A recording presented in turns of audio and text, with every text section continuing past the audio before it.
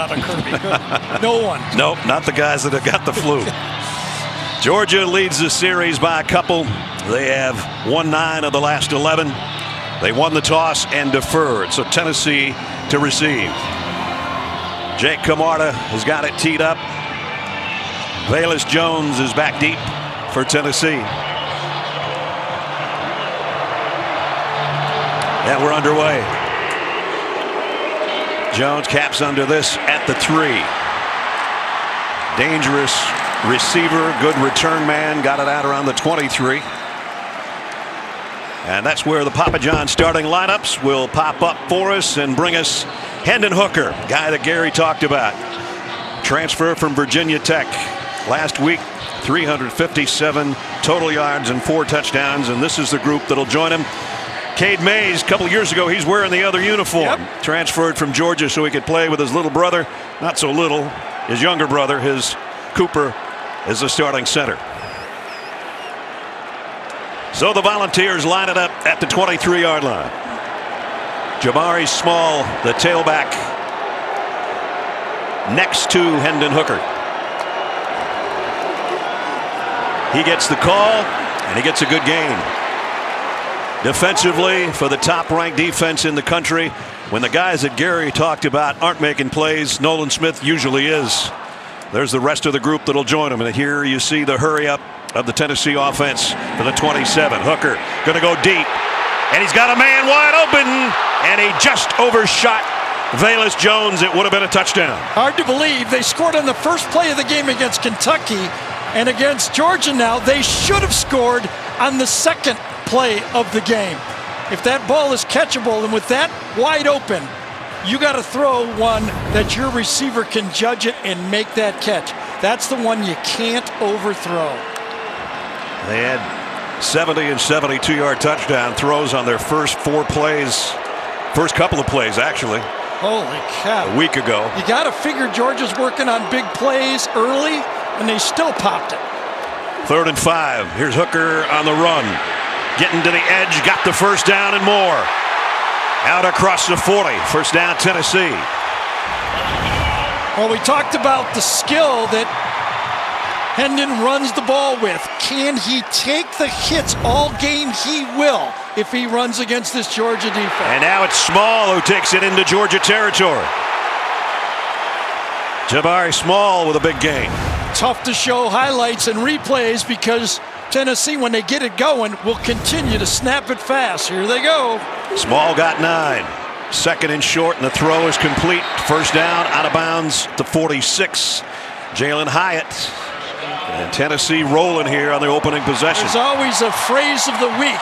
And for Tennessee, the phrase of the week this week was, get it started. Each series, get it started. They got it started. You bet. And again, Small cuts outside, got around a would-be tackler, Nakobe Dean, and Tyndall bring him down. But another good game. So for the last 2 weeks, Georgia has faced backup quarterbacks. They're not facing a backup quarterback today. They got too many guys on the field right now. The center judge is holding things up. There was a substitution by Tennessee, and they'll allow Georgia to substitute. Georgia gets to match. Now everybody's set. 2nd down at 5. Quick throw to the outside, complete. Another first down. Jalen Hyatt again.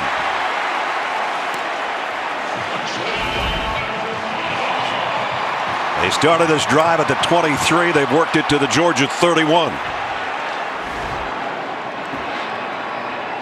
Hooker backpedals, goes long to the corner of the end zone. Broken up. And a flag down on Kelee Ringo. And Kelee Ringo, the freshman, knew he was beat. He didn't know where the football was, and he decided, I'm going to get pass interference. It's only a 15-yard penalty. Rather than letting the ball be caught, it's a smart move. Defense, number 5, 15-yard penalty, automatic first down. And you see Ringo draped all over the intended receiver. We all know the difference in the rules. In the NFL, the ball would go to the 2-yard line. Right. Here it's a 15-yard penalty. Bottom of the screen, man-to-man coverage, beats him cleanly. Nice throw this time. Your guy can catch it, 2 yards inbounds. Tennessee already in the Georgia red zone at the 16 with that penalty. 4 runs and 3 passes so far in the opening couple of minutes. Yeah, and as important as 4 and 3 is it's 7 plays, keeping your defense off the field. Remember, a week ago against Kentucky, they scored, but they didn't have a lot of plays. They only had the ball for 13 minutes and 23 seconds, and they scored 3.5 points a minute in that 45-42. Yeah. That's just unbelievable. And the 4 runs, the shortest they've gained is 4 yards. Look at the space they're given to the slot. Hooker on the run. Down to the 10, maybe the 9.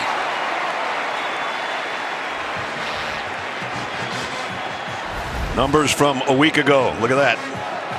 Amazing. Most of the coaches, both for Georgia and Tennessee, so we've never seen anything like it.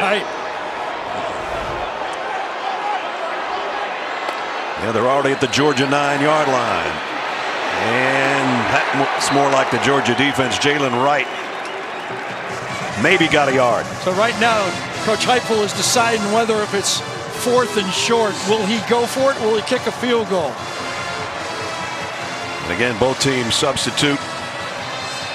Jabari Small comes back into the Tennessee backfield. 3rd down and 3. Tennessee a 45% 3rd down team so far this year. Got to get to the 6.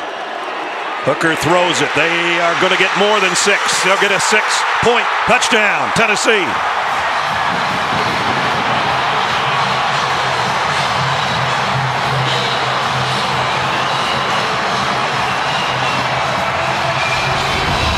Start fast, I guess so, Gary. Yeah, the bunch formation really exposed the Georgia defense this time. Little play action, just a little bit of a delay, and you've got your fast receiver on an inside linebacker on the play. And our AT&T 5G pylon cam sees Jones come right into your picture. What a drive. Chase McGrath in for the point after. Georgia's given up more points in the opening drive to the Volunteers than they average per game in their previous 9 opponents. 77 yards in 10 plays. Hendon Hooker, his 22nd touchdown toss of the year, and the Volunteers up 7-0.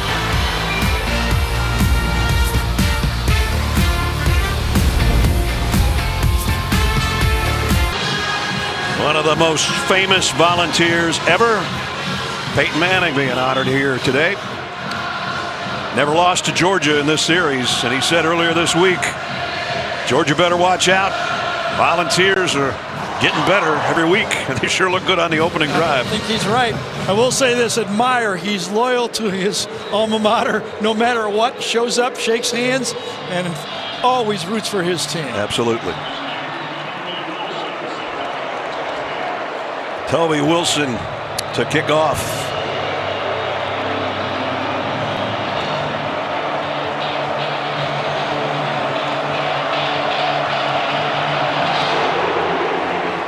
This one is returnable from the 5. And it's Zamir White who gets out maybe to the 22. And Georgia goes to work there. And our Papa John's starting lineup starts with number 13, Stetson Bennett.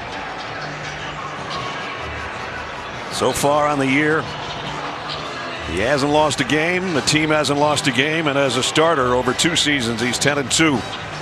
Getting Jermaine Burton back to full health has helped their receiver core. They did lose a guy again this week, though. Arian Smith, who just got back and was probably their fastest guy, was injured in practice this week, and his season is probably over.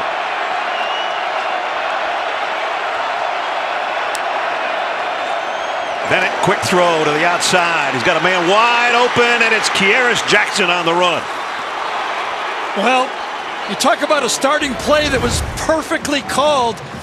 Tennessee comes with a slot blitz. They're bringing people right behind it is where the screen goes, and perfect call with the perfect call from the defense at the same time.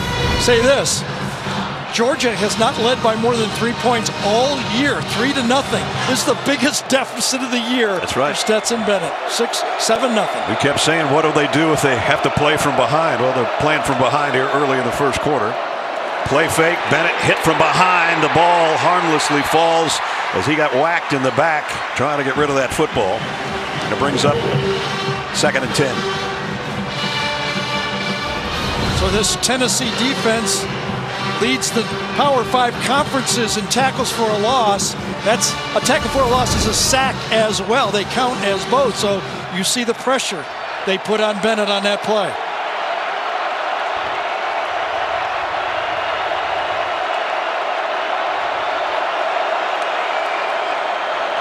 Zamir White puts his head down, goes for about 3, and it'll bring up a 3rd down and long. And this is the volunteer defense that Georgia's looking at right now, led by Jeremy Banks, who leads the club in tackles. Georgia coming in 47% on the year on their 3rd down conversions. They're going to have to get it into Tennessee territory to move the chains right here. 3rd down and 7. One note, it's a Broderick Jones at left tackle here. In for the injured Salyer, number 69, 59 playing left tackle. Let's watch that matchup. James Cook in the Georgia backfield. Bennett flushed out of the pocket. He can run, and he does, and he's got the 1st down. Goes down to the 43-yard line, and that's the added advantage that he gives this Georgia offense. Well, I'll tell you what, Broderick Jones got away with one here. He held on the play. Watch this. It's a blitz coming from, I think it's a corner cat. Watch him grab and turn just at the end of that play. 14-yard scramble by Bennett. Now it's James Cook for 3.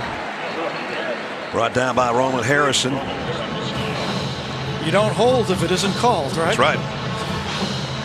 There's no laundry on the field. There's no foul. Not a foul.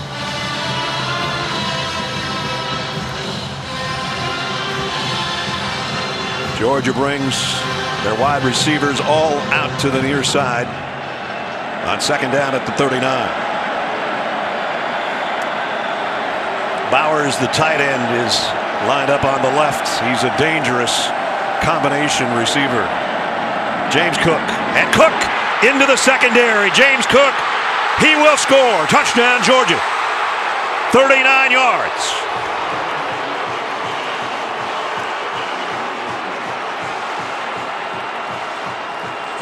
Cedric Van Pran, number 63, the center. Watch the job he does getting to the 2nd level to make this play.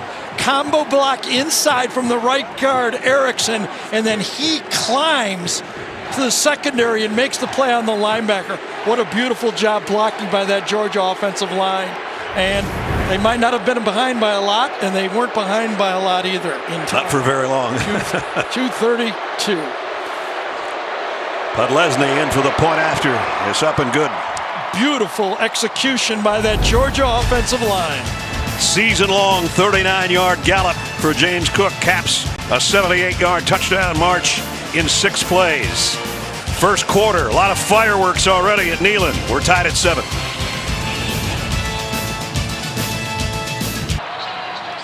Get nonstop sports news, expert picks, and the biggest highlights on CBS Sports HQ, the free 24/7 Sports News Network. Download the CBS Sports app to watch today. You can catch Gary joining the HQ team after our game here in Knoxville later on. 7-7. What a start, huh? 16 plays, 14 points. We'll take it. Georgia fans are going, the other team allowed to score? A touchdown? Yes. Holy cow. Well, they knew there'd be one of these games when they faced an offense that could move the ball. Now we'll see how they adjust on defense.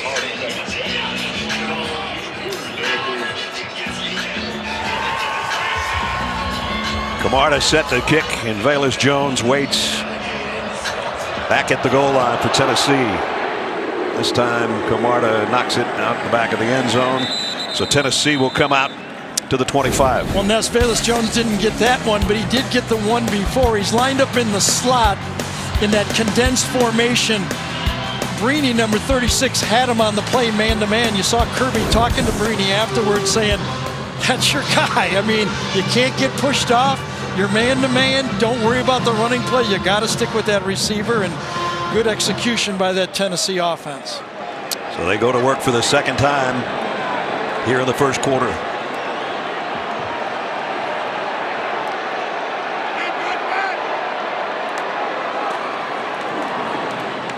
RPO and the quick throw, and again the receiver open, and is Payton. Javonte Payton picks up 8 or 9, and he's hurt.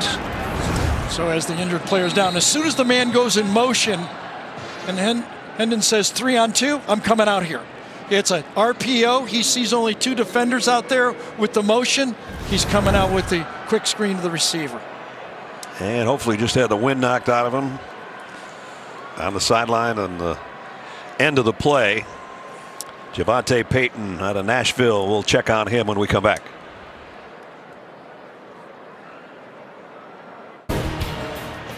Let's go back to the injury on the wide receiver. Inside, Dean is going to come on the inside on the blitz, but watch Channing, number 41, Channing Tindall, come across. He's the one that gets the hit. Talking about that speed from the inside linebackers. They play 3 of them, Walker, Dean, and Tindall, and they all can run sideline to sideline. Javonte Payton is in the medical tent. It looked like he was favoring his left arm when he finally got up and headed to the sideline. So we'll try to get a report, Jamie, on that. Meanwhile, it is 2nd down and 2. And here is number 2, Jabari Small, is going to be close to the first down. Don't know if he got it or not. Devontae Wyatt's got him all wrapped up.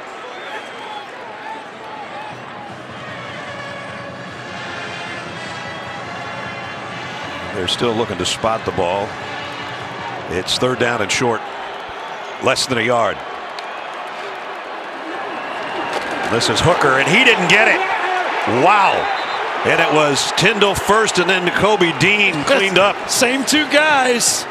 Those second layer, those linebackers. This time, Dean is in that outside linebacker, that bear look when he lines up at outside, almost defensive end, and then cleaned up by leading tackler on the team, Tindall. And you see Javonte Payton is headed into the locker room, apparently still favoring his shoulder or his arm. Meanwhile, a big stop by Georgia right there. Back-to-back plays. Kearis Jackson waiting on Paxton Brooks' punt. And a wobbly end-over-end kick, takes a big bounce. Nice job, nice job by Jackson. Yeah, it saved him some yardage there. Exactly. If he would have let that roll. He would have got a 2-yard return, but it might be worth 12 yards because it would have rolled 10 more yards. Well, midway point of the first quarter, 7-7. Georgia scored the first time they had it. Yes. Going back on offense when we come back. Thanks, Zook. Gary's Boilermakers trying to pull off another upset. College football playoff entering the week. Georgia on top, Alabama 2, Oregon. It's got a date at Wazoo tonight. Ohio State in that game Zook just talked about. Here, number 1 Georgia tied 7-7 with Tennessee in their second offensive possession from their own 29-yard line. Kenny McIntosh in the backfield with Stetson Bennett. Bennett to throw on first down. Nope, not going to throw on first down. Down he goes. And it's big Matthew Butler. That's only the 6th sack given up by Georgia this year. Well, when you see a sack and you see a quarterback pause in the backfield, you know the coverage was good. They tried to get a swing pass to the outside, covered well, and then Schaefer cannot hold up inside at left guard. And a loss of 8.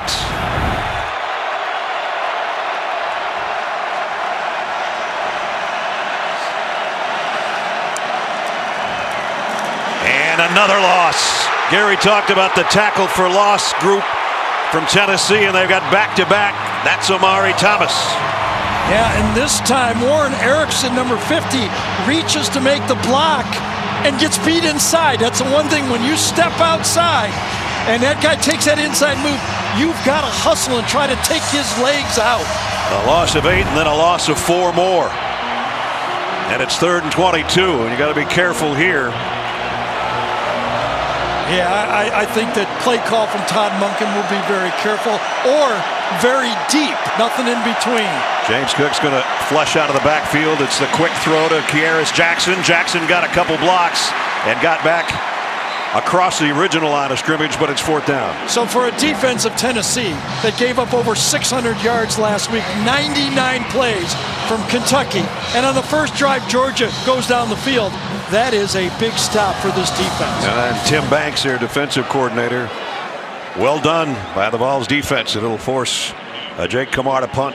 And 2 one-on-one plays there, beating their man. That's the key to a defense. You got to win those one-on-one matchups, and this Tennessee defensive line did.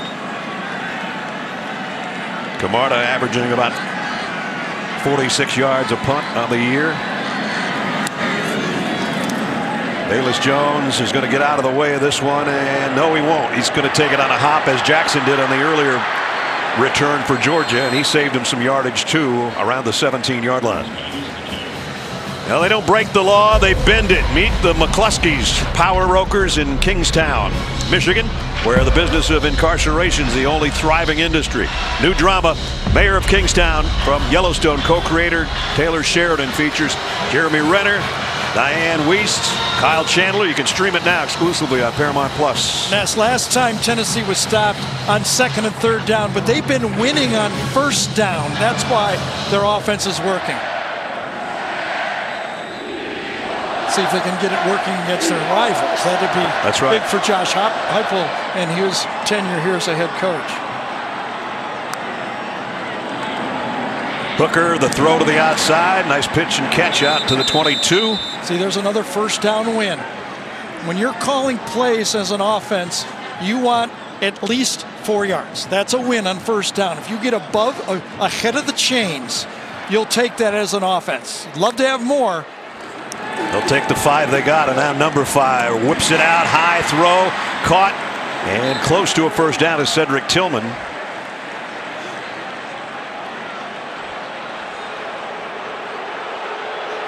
Yeah, they didn't like the spot on that play. It's 3rd and inches. Remember, they were stuffed last time, going hurry up.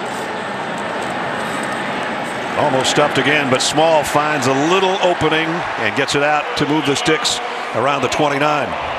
Well, Tyon Evans, their leading ball carrier, gives them 75 rushing yards a game. He is not playing in this game. That means Jabari Small, number 2, is the main guy.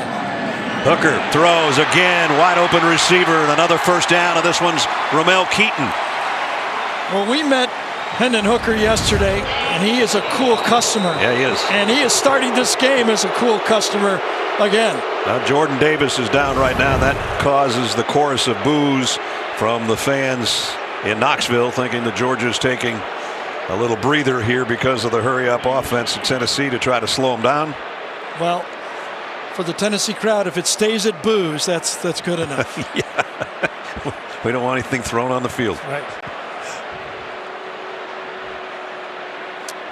Well, the big fella, maybe the biggest on either team, down on one knee. I tell you, as soon as the play started, Jordan Davis reached for his left, like groin, hand, upper leg area. As soon as the play went, he turned around and grabbed it.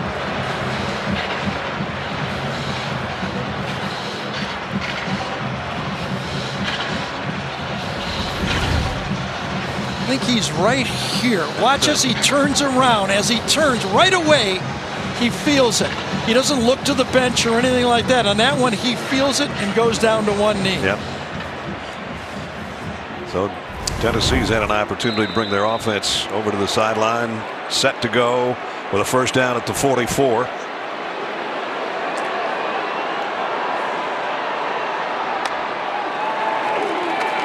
Hooker, look out from behind. He got away from Wyatt. And he not only got away, he might be close to a 1st down. Ball comes out at the end. All kinds of things happening on that play. Well, Wyatt inside makes the play. Just an arm over, does a swim against Jerome Carvin, number 75, and gets into the backfield. And as Brad told you, just a miraculous get away from that pass rush. The ruling is that there was a fumble recovered by the offense. 1st down. So that's a pickup of 18. And it should have been a loss of about 7. Yeah.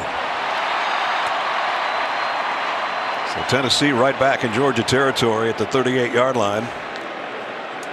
It's under further review. They're going to take a look at whether or not he was down or that was a fumble at the end of the play. Wyatt inside right here is going to make the play. Swim move, gets into the backfield, and then how does he get away from that big man? Then he does that. And then the end of the play, the scoop. Yeah, I think he was down on the play. The ball, I don't think, comes loose. His leg is already hit at that I point. think his bottom comes down, and then it's stripped out. Yep. Yep, knees down, shin down. Well, I'm glad they're taking a look at it, because that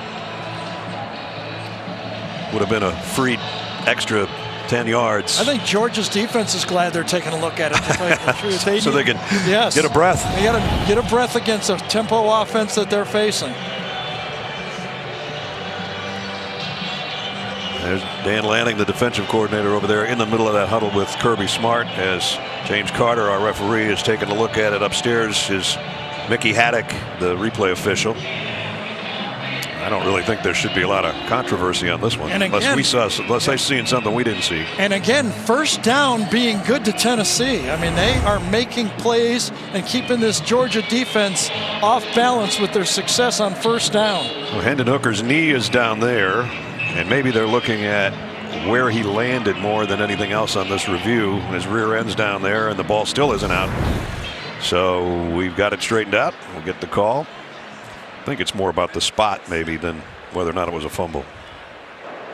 After review, the runner's knee was down before the fumble. It will be 2nd down and 1 from the 47-yard line. So they got it right. It'll be 2nd down and 1. Now, here's one of these ones where you want to go short yardage, go deep. Because they didn't have success picking up the first down earlier, or do you just want to run it twice in a row and get the first down?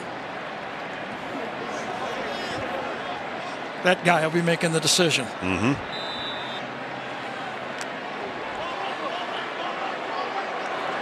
Small with Hooker in the backfield. They throw it. It's a first down to Jones, to the 41, Velus Jones.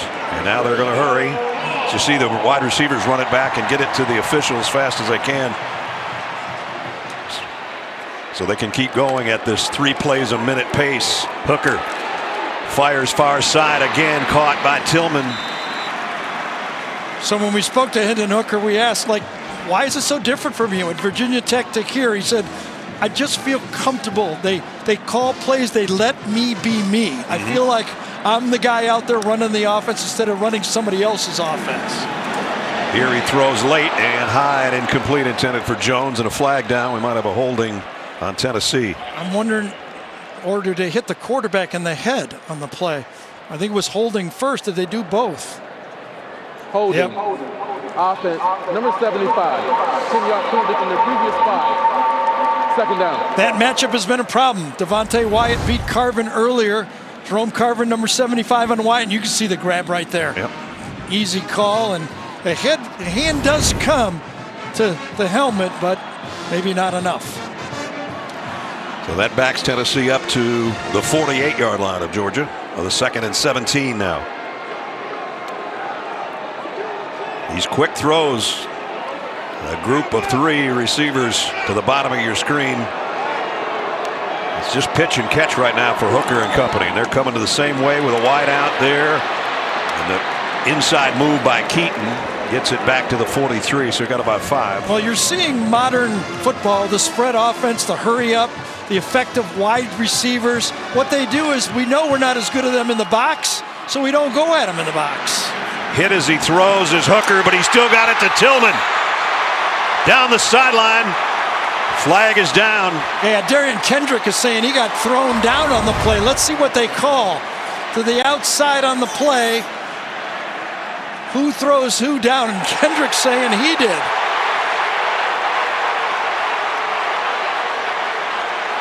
I think Jalen Hyatt's saying we're both fighting. He fell. Let's see what they call. Pass interference.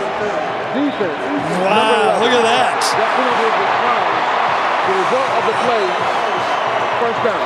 A 28-yard pickup. Kendrick, the transfer from Clemson. A lot of fighting right there.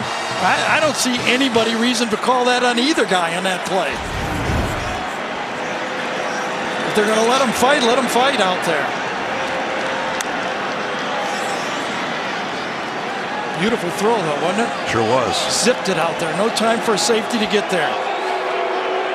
A lot of space right here on the slot. A lot of space. They fake the end around and throw to the end zone. In and out of the hands of Fant, the tight end. Got one hand on it. What you like down here when you throw to these tight ends is to keep the ball high. Coming off the slot, throw the ball up in the air where only your guy can get it. Let those big tight ends go up there. You hope with two hands, but look at that. Above the DBs, only the Tennessee receiver could get it. Second down. Hooker is going to run it inside the 10, down to around the 7. In Josh Heupel's head coaching career, his first year here at Tennessee and the 3 previous years at UCF, he's never had a team that didn't score at least 14 points. Georgia doesn't give up 14 kind of points, but right. Tennessee's heading that way right now. Yeah, what 13 all year is the most. Hooker. That's out of the. Yeah, that one's a little high. That's high. That was even high for the guy in the first row. Right. We like to throw him high down here, but that's.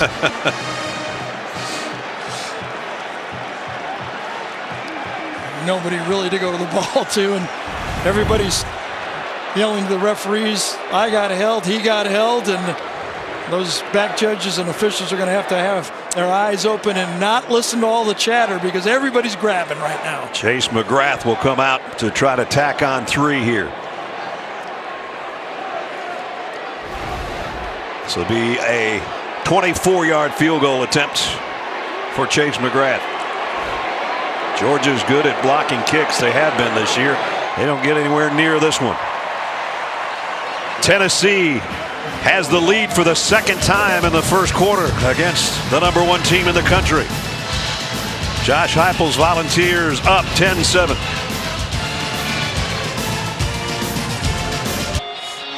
Tomorrow, you're invited to the concert of a lifetime. Man, will Gary be watching this with Adele, including an exclusive interview with Oprah Winfrey. Adele, one night only tomorrow on CBS. Gary's favorites, if everybody doesn't know, Adele and Bruno Mars. Yep, right. I'll take that. Also, the other half of the household will agree with it, so we're in harmony there. More of a Kenny Chesney guy. I'm in Tennessee. I do that too. Yeah. Speaking of football, it's been first down for Tennessee. They've had 10 of them. 8 of the plays have been 5 yards or more. That's why they're moving the ball. 76-yard drive on their last play, 77 on their first series. And Georgia will bring it out to the 25. Now it's time for Hometown Connection presented by T-Mobile. Here's Jamie. Well, they're not from the same hometown, but these 2 young men called a campus at USC home for a while Velus Jones Jr. and JT Daniels were teammates at USC.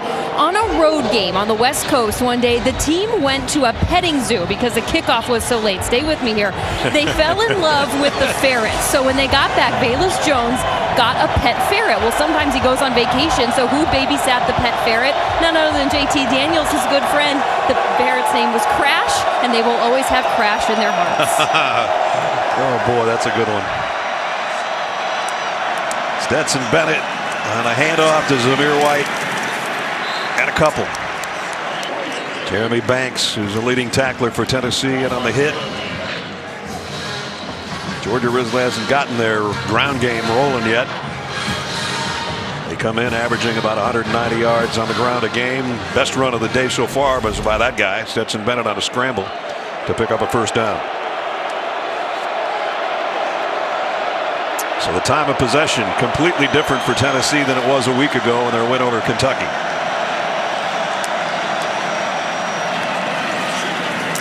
Kenny McIntosh this time got to the 30. It's going to be third down and almost 5. So Georgia knows that they need to run the ball to be successful. Tennessee knows it too. Early in this football game, that's the matchup right now. Can Tennessee hold up in the running game? Because the most passes all year that Stetson Bennett has thrown in a game, 21 pass attempts. The most he's thrown all year. It's been the running attack. And he's never completed more than 14. It Let's see what they do here. Empty backfield, so it looks like it'll be a throw unless Bennett does it with his legs. 3rd down and 5. Throw to the outside, and it's too far in front of McConkey. Yeah, he missed him. And the body reaction from Stetson after he let it go, he knows he missed him. Had a little bit of a pick to the outside, inside slot. He's got him for a 1st down and just let him too much. Watch it. He knows. Right away. And JT Daniels talking with him on the sideline. Another punt coming up from Camarda. Georgia was a man short, but they get him out there. Is James Cook.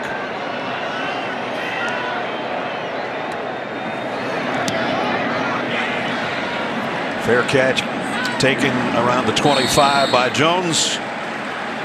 And Tennessee going right back to work on offense with 7 seconds remaining in the 1st quarter.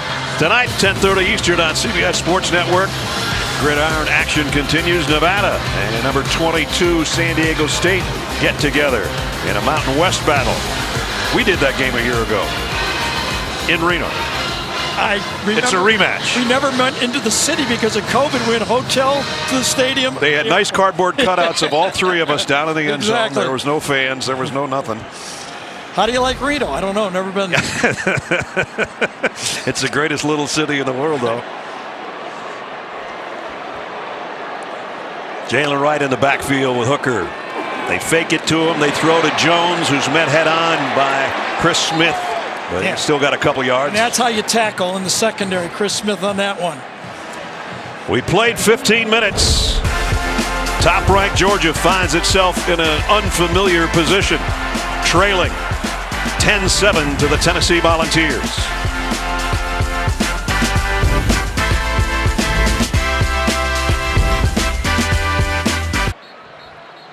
The Home Depot SEC on CBS heads into quarter number 2 in Knoxville, and Tennessee leading Georgia 10-7. A lot of people are saying, when's the last time Kirby Smart's team was behind in the 2nd quarter? Mississippi State a year ago. And questions have been all year long, can they play from behind? So we'll find out. They've been behind twice already in this game, and Tennessee's got the ball back. Hooker wanted to go deep, and he got hit from behind by Trayvon Walker, I think. Now that's a quick pass rush right there. 2nd and 8, and he gets overwhelmed, and I think that's a fumble. That ball wasn't going forward, I don't think. But the recovery by Wright. I guess it was a Kobe Dean just right in the middle of the pack. Overwhelmed with that pass rush. Now that looked like the Georgia defense. Yep. You know, first sign was on 1st down. They ran that slot screen. Instead of getting 5 or more, they got 2, and then they came. It looks like that Georgia defense is tightening up. Loss of 11 on that one. They keep it on the ground, and again, that looks like the Georgia defense. It'll force a punt.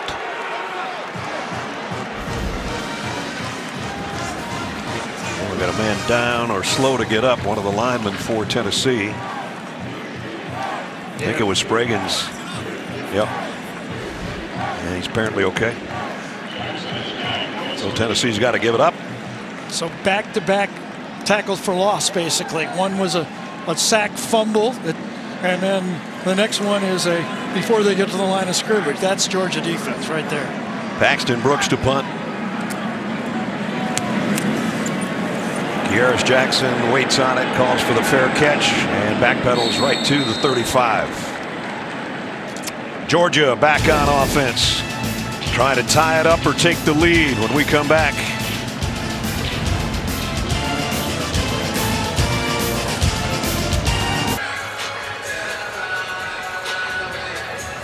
(10-7) Tennessee with 13:28 to go in the 1st half, and now it's time for Do Project Smarter, presented by the Home Depot.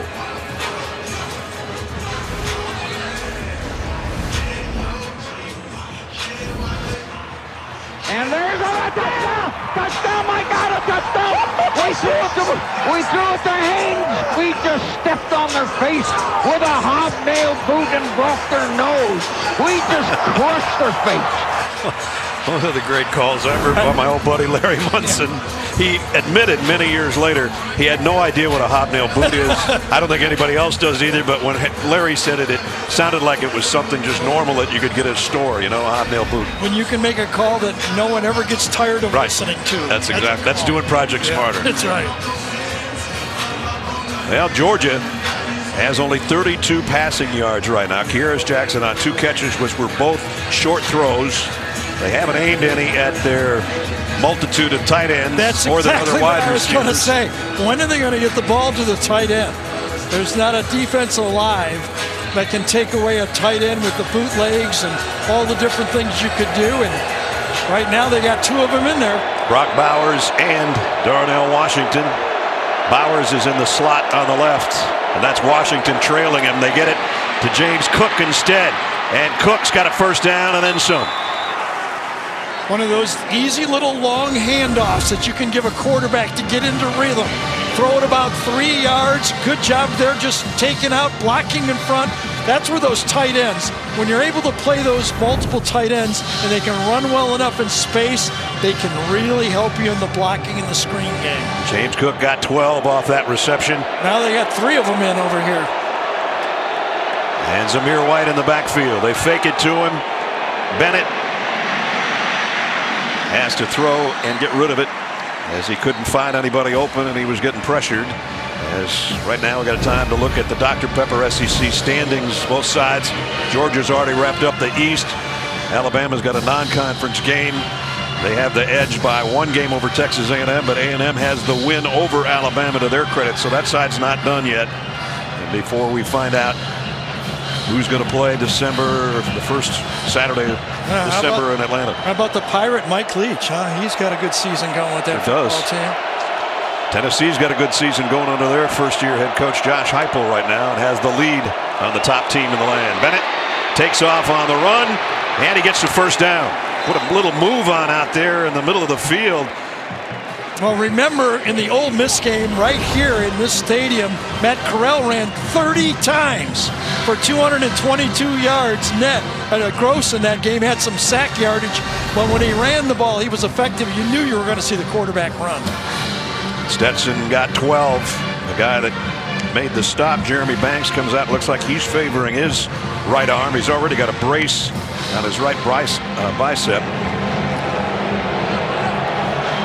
So another first down at the 42. Bennett loads it, throws short, got it to Bowers, the tight end. That's what Gary and I were just talking about. Number 19 is a mismatch for just about anybody. Yeah, and that's how you can really break down a defense. Is you got the threat of going long, and then you got those athletes coming across the field. Bowers gets a little bit of traffic and then kind of frees up late. Good job by that offensive line. Plenty of time on that throw. Again, a first down throw on that play action pass. Bowers got 9 on his 29th reception of the year. Zamir White, little pitch, trying to get to the edge, got the first down. Knocked out of bounds at the 30.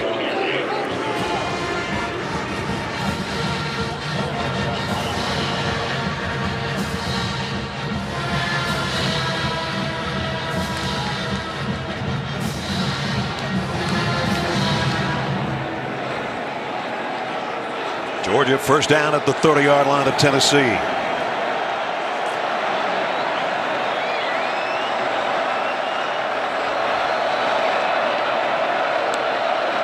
Blitz coming, running play up the middle, only got a couple. Yeah, good job that time. The inside linebacker goes to the outside for a stunt, but that defensive line is slanting right into that running play and makes the play for very little gain on first down. Watch the stunt inside. The linebackers come to the outside and boom, they get in there and just actually taking on the block, trips over his own man. Yeah. Only a 2-yard gain, second down and 8.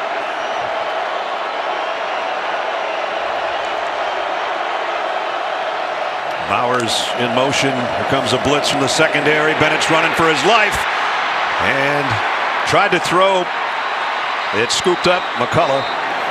It's an incomplete pass. Well, the question here, does he get out of the tackle box? Because the ball does not get it past the line of scrimmage. Zamir White was in the vicinity, so was an offensive lineman. And here's the tackle box. Does he get outside that tackle box? It's close, isn't it?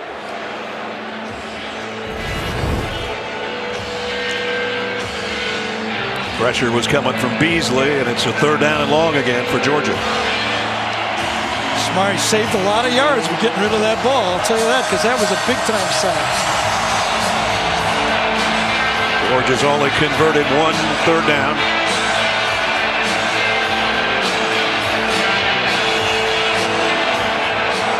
They play the music right up to the snap almost. I'm pretty sure Georgia couldn't hear what was going on. 10 men on the field. I think there's just 10 out there for Tennessee. Good timeout. Saved the play. First timeout of the half. 10:29 remaining first half. Timeout. We'll be right back. Phil. All right, Zook, thanks. We'll see Bryce Young next week. Stetson Bennett's done most of the damage with his legs today so far. Yeah, early in the game, remember, he saved a sack here with his legs. That was not a designed run. The next run he made on the quarterback draw was designed.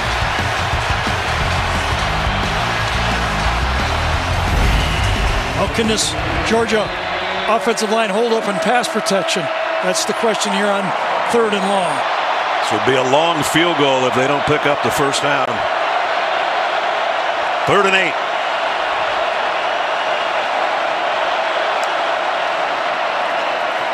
Bennett has time, running out of time, and running out of the pocket again, but he's not going to get the first down this time. Did get it to the 23, however. 5-man rush that time. The inside linebacker comes to extra blocker, so you can't double team any of the 4 men. And this time Stetson Bennett cannot find anybody to throw to. Flashes, but too far to get the first down. Another stop for that Tennessee defense. So Podlesny in for a 40-yard field goal attempt out of a Jake Camarda hold to try to tie the game. Podlesny from 40, right down the middle. Right down the middle, right? Whew. So with 9:42 remaining in the first half, have our second tie of the ball game. Stetson Bennett, they would have liked 7, but they'll settle for 3 in a 10-10 tie. Hendon Hooker's day so far has been impressive. A lot of easy throws and catches. Also can run. Yeah, his overall athletic ability, when we talked to him, he said his first love was basketball, but he's an athlete, and he had threw 15 times in the first quarter of this game. 12 for 15 in the first quarter. And look at the stats right there. Total yards 124. But keeping the Georgia defense about as off balance as you can. But those last 6 first downs, the last 3, the Georgia defense is adjusted. The longest they've made in the last 3 first down plays, 3 yards. Looks like that's the down that Tennessee needs to move the ball against this great Georgia defense. Georgia's last drive to get that field goal was 44 yards and 9 plays to even it up. And now Tennessee will come out to the 25 with Hendon Hooker. And we check in with Jamie. Well, we saw Tennessee wide receiver Javonte Payton suffer an injury in the first quarter. That left arm and shoulder look very painful for him. Tennessee has ruled him out for the remainder of the game. Guys, he caught a touchdown pass last week in that Kentucky win. Yep, so they're down 1 more receiver. Yeah, and those 3 guys, Jones, Payton, and Tillman, were like the big 3, the main guys. Now it's going to be Hyatt as the next guy up.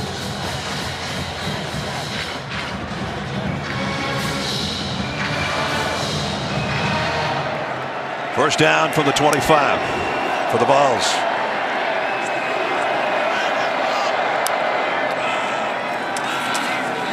And it's Hooker. Georgia's defense went for the tailback. Hooker got 5. Kobe Dean made the tackle. If they gain 5 yards, they're going fast. Yep. Hooker looking deep. going far side and broken up, incomplete. Lewis Cine was covering back there. Jalen Hyatt, the guy Gary just mentioned. Yeah, he had a good matchup there. Inside, you got a safety covering a speed slot right there. Cine is more of a box player, but the ball was not in the field. And Cine was able to force him wide, look for the ball. Perfect job by Lewis Cine. We asked Hendon Hooker, when you got here after transferring, did you start throwing right away to your guys? He said Jalen Hyatt was the first guy. I called him up and we were out on the field 12 hours after I got to Knoxville. I think he said on Sunday, right? Sunday. We went out there right away.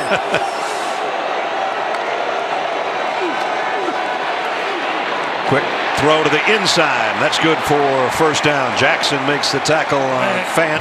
And Ness, he had pressure in his face right away inside. Coming in, I think it's Quay Walker, it was, and he gets the ball right in his face. And this throw is intercepted. Picked off by Kendrick. First bad pass. Now the ball is loose at the end of the play. And Jair Kendrick's got his second interception of the year. I think he was trying to throw the ball to Velus Jones, number 1, the slot, and it just sailed on him. Remember the high pass he had near the goal line where it almost went over the goal post? I think he's trying to get it right here in the slot. Throws it a stop route, goes over one guy right to the other corner that wasn't even covering Velus Jones on the play. Ball just sails, and boy, not even close. Kendrick, the transfer from Clemson, who became a starter, instant starter here in the SEC with Georgia, has the big play on the turnover.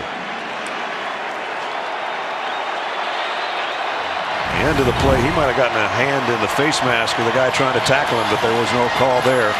So it's Georgia at the 40.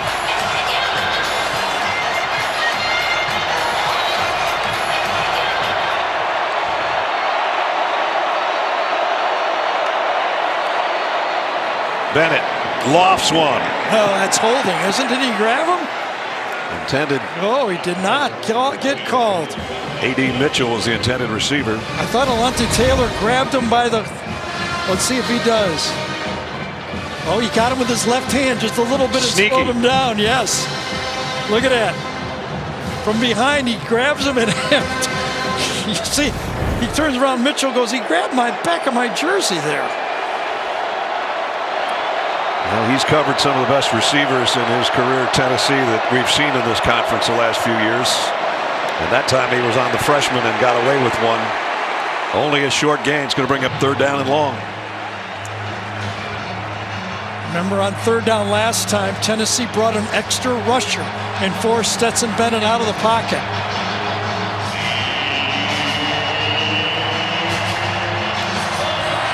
Third down and 9.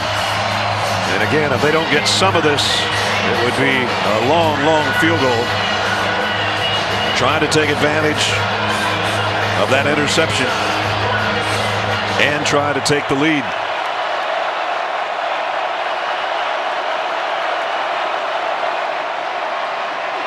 Bennett, deep middle, got it, complete.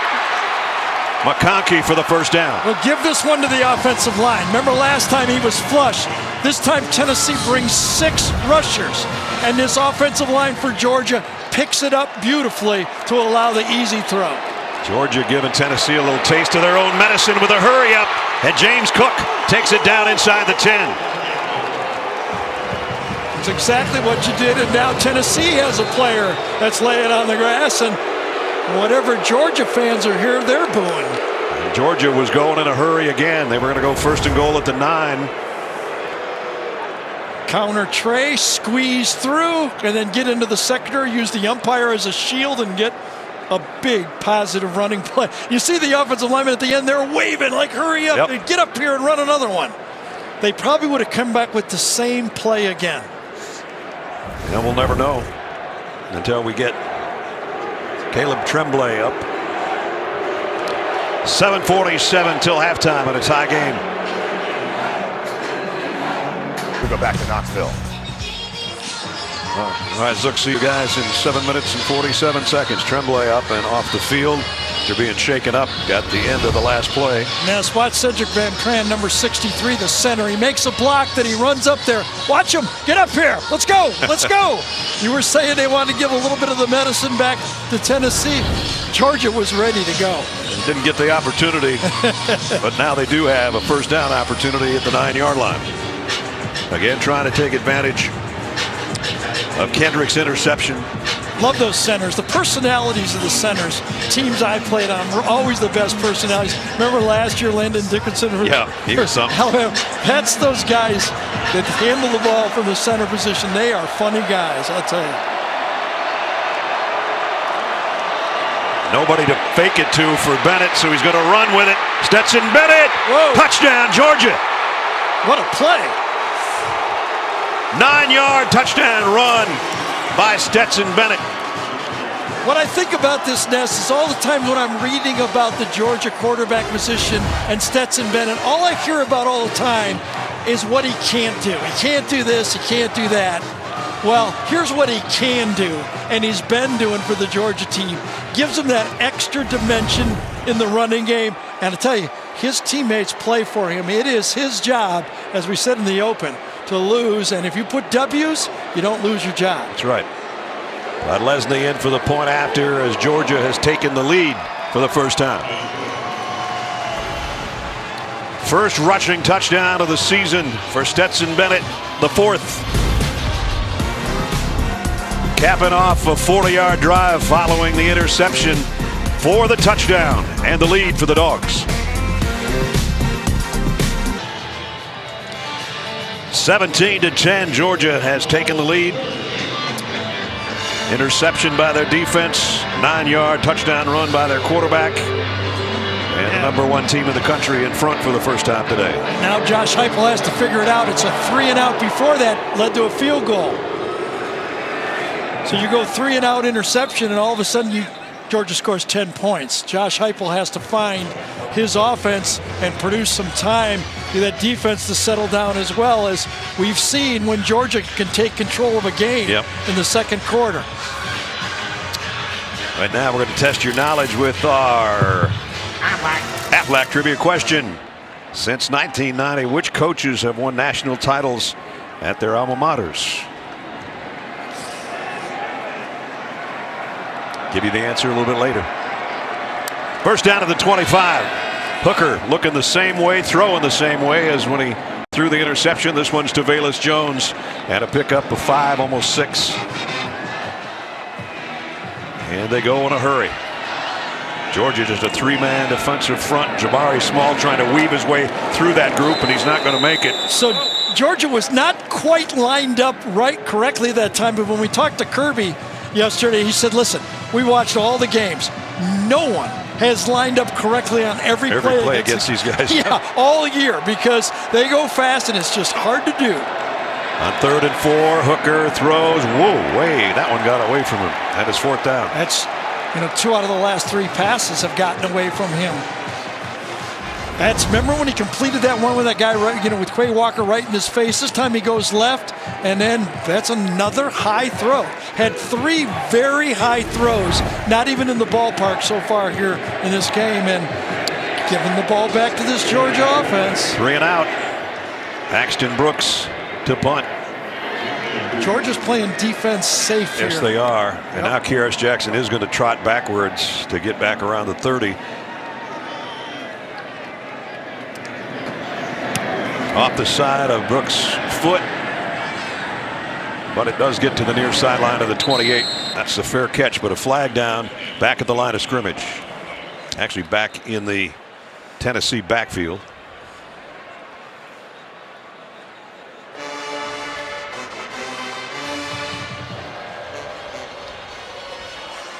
James Carter with our preliminary signal. False start, or maybe an alignment situation for Tennessee. I think Kirby Smart's just going to say, we'll take the ball.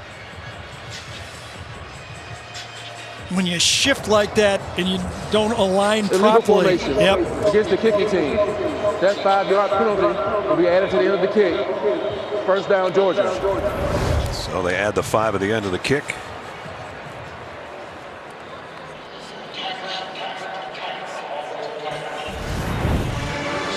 And that'll make it the 33-yard line, I think. Don't forget, coming up on the Geico Halftime Report, Adam, Rick, and BJ will bring you first half analysis and all the highlights from around the country on a busy day in college football. The Geico Halftime Report.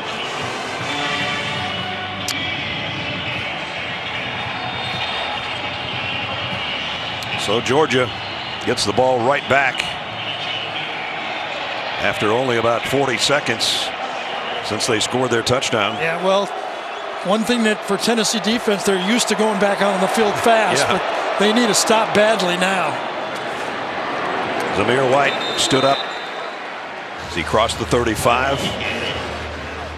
And Zamir's a little tangled up with somebody, or thought he was shaken up. I think he just had his cleats tied up with somebody else or something. He's going to go out. James Cook. Yeah, James Cook, we had that good rundown on the goal line.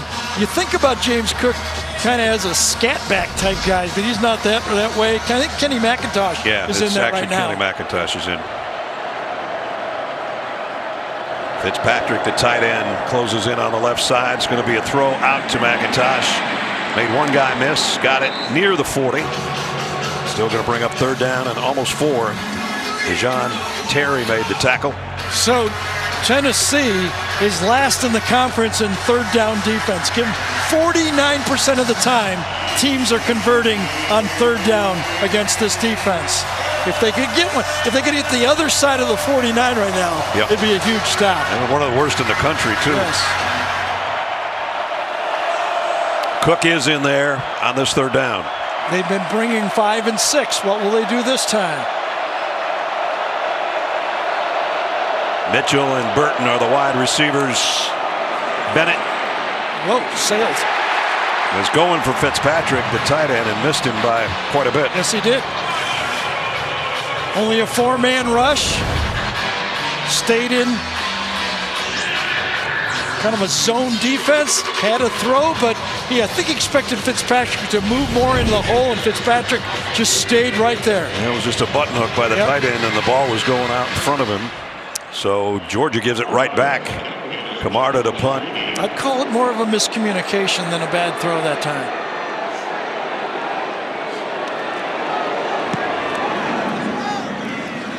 Jones fields this one. Got about 3 or 4 yards on the return. With 5:08 remaining.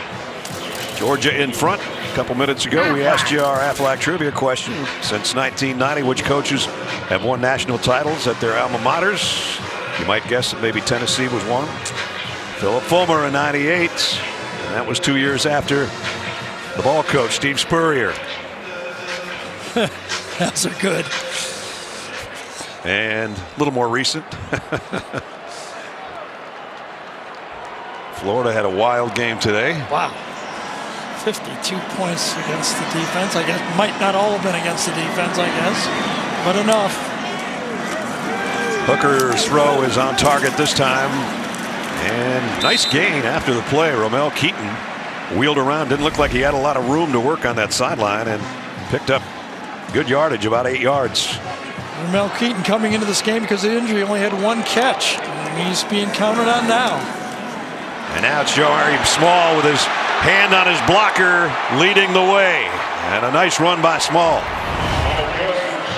So second and short, they won on first down, and you get behind it, and as Ness said, you just see almost the old Green Bay sweep that time. Hooker loads, going deep, far sideline, just over the fingertips of Keaton. And it was Keely Ringo covering.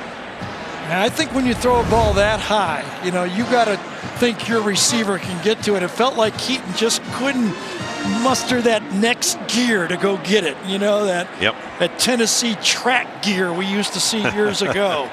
It felt like he just... There's not a lot of Willie Gaultz out there. Not that time. I think that ball was high enough. You expect your SEC receiver to get it, and he didn't get it. Quarterback draw all the way, and that's not going anywhere. Actually, might have gotten 2 yards out of it after the final push. Devontae Wyatt I think is on the bottom of that thing, and he's still down. I think Stackhouse first comes from the right side to make a play, pushes by, and then just kind of running and through traffic. Nothing really there that was open for that quarterback draw. That is Devontae Wyatt, who was part of the tackle group. Face down with 4:10 remaining here in the first half.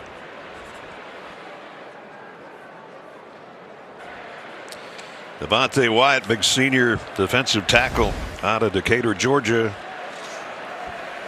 and still has not gotten to his feet. Yeah, part of that inside trio of veteran players that just kind of stuff all those run plays between the guards and the tackles. Hooker landed right on him as he was bringing down the Tennessee quarterback. So Jordan Davis, who has not returned after being shaken up earlier, hasn't been back in the lineup yet, and now Georgia loses another one of their defensive front players. And remember Jamie's report, 10 of the players to start with, we don't know which ones were struggling coming into the game with the fighting the flu. Yeah. So I mentioned earlier their depth issue. They don't have a depth issue, but they do when they've got guys that are suspended indefinitely. They've got guys that have the flu bug, and now they lose another one of their starters. Davis stays over there. Jalen Carter will play the spot that Davis plays as well. Meanwhile, it's third down. Hendon Hooker set to throw. Fires in traffic, incomplete. Nakobe Dean broke it up. I think he's the best linebacker in the country. I haven't seen any better. That's for sure. Inside out, calling all the plays, takes on the run, gets in the slot, takes it out, man-to-man coverage on the tight end, and makes a beautiful play. That's how you play defense as a linebacker. And Georgia got another guy down.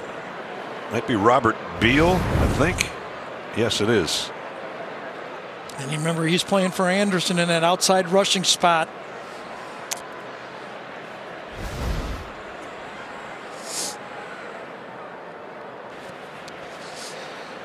So Beal, the injured Georgia player, attended his lower right leg.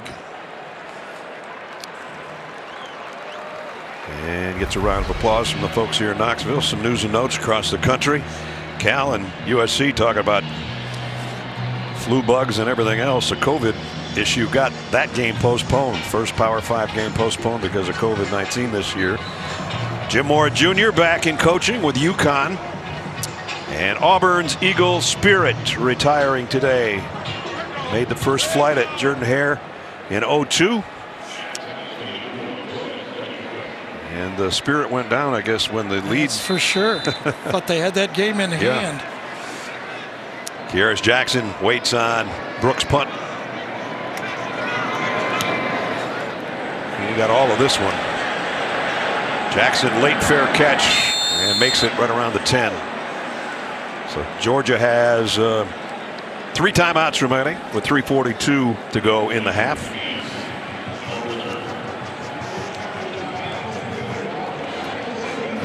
Another little shout out news and notes. Sellers Shy, our main golf producer and former football producer, got a award last night from the National Football Foundation for the Ole Miss chapter, I should say, for his contributions to college football. He contributed to our dinner when we were down there at Ole Miss. He did. Ole Miss. Not too long ago. Sellers, congratulations. Son plays on the team, and remember he was on this crew for many years. That's right. As well.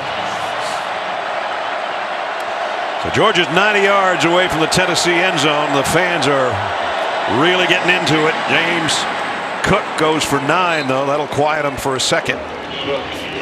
Jeremy Banks. If you're makes Todd a tackle. Monken, excuse me, Brad, if you're Todd Monken, how do you manage Stetson Bennett? You know what he is, you know what he isn't, you know what he can provide. You don't want to make a mistake down here. Todd Monken has to realize they get the ball to start the second half. Kind of see where you go before you open this thing up, maybe. That was a good way to open it with a 9-yard gain for Cook. And here comes another one for Cook up the middle, across the 25 to the 26. I think they might let him throw now to get the ball down here, earn the first down, plenty of time to still run this offense.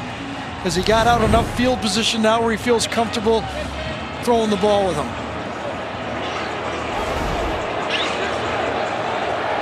Kearis Jackson comes out along with Rosalie Jack Saint to the bottom.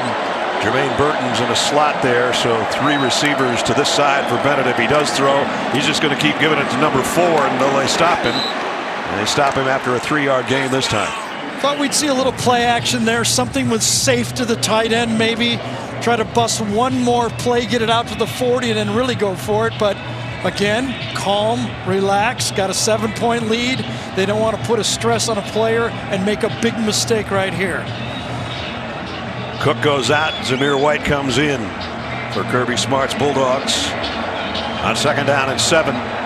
Clock winding near the 2-minute mark.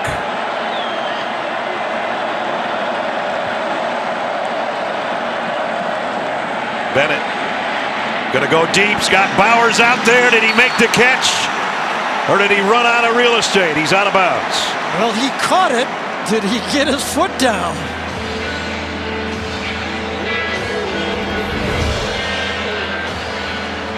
Catch. Oh, boy. I thought he had his left foot. They're going to have to take a look at this and slow it down. Spectacular athlete. Control of the ball. Did he have it with his left foot before his right foot? That's going to be the question. You saw Kirby Smart still got the vertical jump. Yes, he is. Right there. He could have caught it and kept a foot in. Does he have control of it when his left foot is on the ground? Well, we saw a similar play like that, and he scored a touchdown against Florida. Gene Steratore is our rules official, part of our crew, and Gene is along with us for the first time today. Yeah, guys, what I'm focusing on is after that initial contact with the hand, the ball does seem to separate from the receiver's hands as that left foot is lifting. So I don't think there's enough firm control on the initial foot there, and then it kind of disappears. He loses the ball for a second. When he regains it, I'm looking to see if that foot was still down. I see a separation there, and to me, I think he loses that possession, and when he reattaches it, the foot is up and the next foot hits out. I would stay with incomplete on the play. Tell you what, a heck of an effort, no matter what. His right hand has it, but he ends up with the ball in his left hand. And I think that's what Gene says, the little bit of the bobble, the ball went to his left hand. Here's the call. After review, the ruling on the field stands. The pass is incomplete. 3rd down. Boy, if that would have been a more accurate throw, it would have been a huge play. Had no one really there. Jeremy Banks, the inside linebackers on coverage. That thing could have gone with a good throw, could have gone the distance. Here's the coverage right here. Inside linebacker way behind. He's got him for a touchdown. But an inaccurate throw produces the incomplete pass. So 3rd down and 7. Boy, Tom Monken gave him one right there, didn't he? Yep.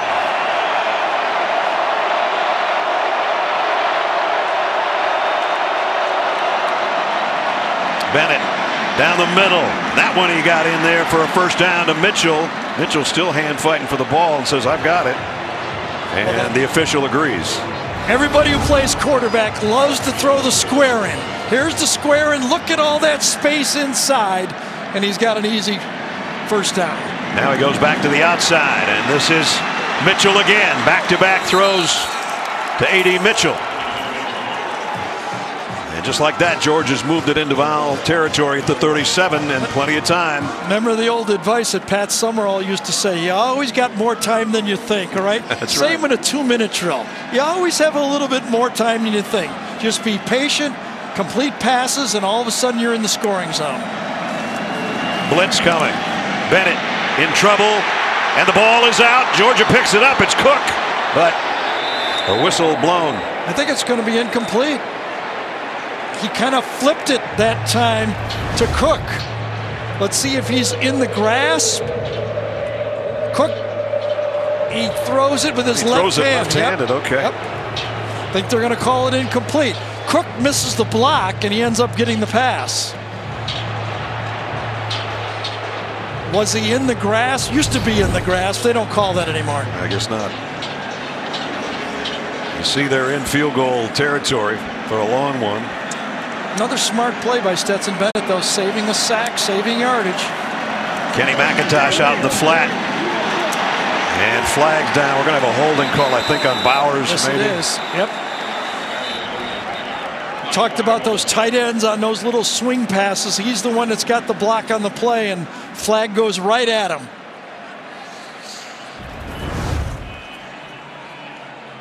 A little bit low. McIntosh scoops it, and Bowers has got his guy all hooked up there. Offense, number 19, 10-yard penalty from the previous spot. Remains second down. Trying to get a block on Banks. Yep, Jeremy Banks. And Banks goes, all right, you had a touchdown on me. That doesn't mean you get the hold. He had me once.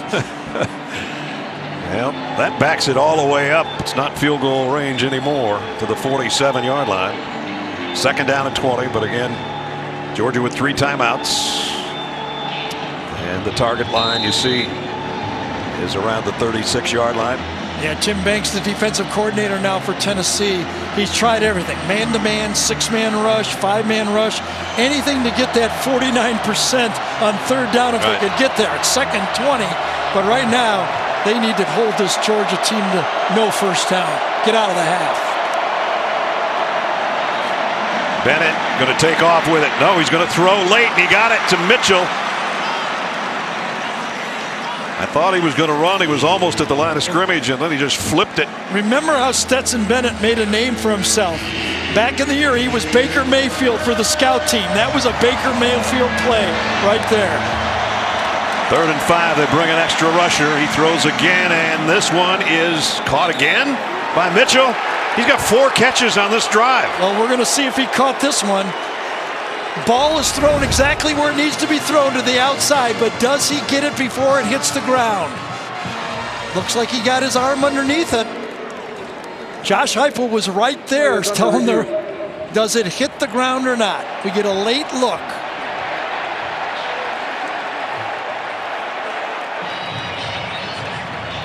Wow. I think he caught it. I think he did too. I think he got his arm underneath the football. It bounces off his shoulder pad, and he controls it. Well, we gave Gene a quarter and a half off. Let's get him in here, get him to work.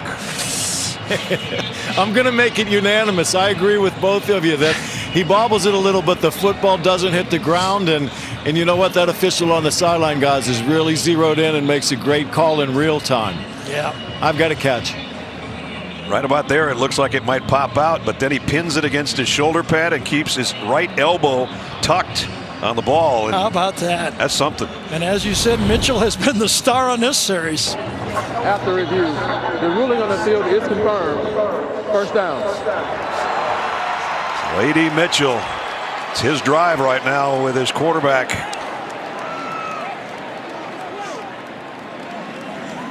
And they moved it down to the 23-yard line. So Stetson Bennett, most passes he's thrown this year is 21 in a game, 20 in a game. He's got 19 here in the first half.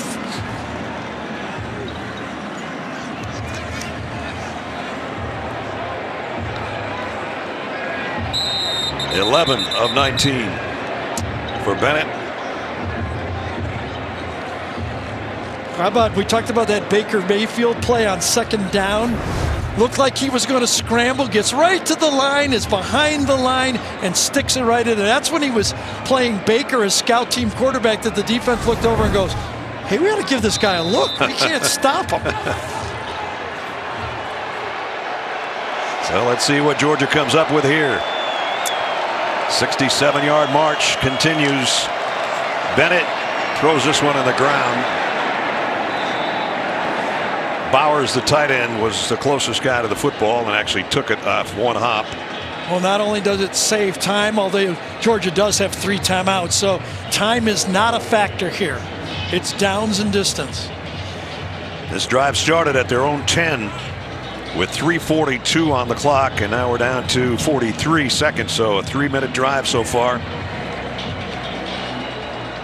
And most of the drive has been Bennett to Mitchell, or Bennett running. James Cook flushes out of the backfield, an empty set here. Man-to-man coverage, linebacker goes out with him. You know you got man. Bennett loads, goes that way to the corner, got it, touchdown. Gary called it, Bennett threw it, Cook caught it. 23 yards for the Bulldog score.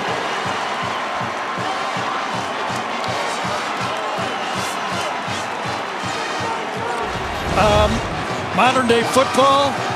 You put a running back out wide, shove the linebacker out there. Now I got it.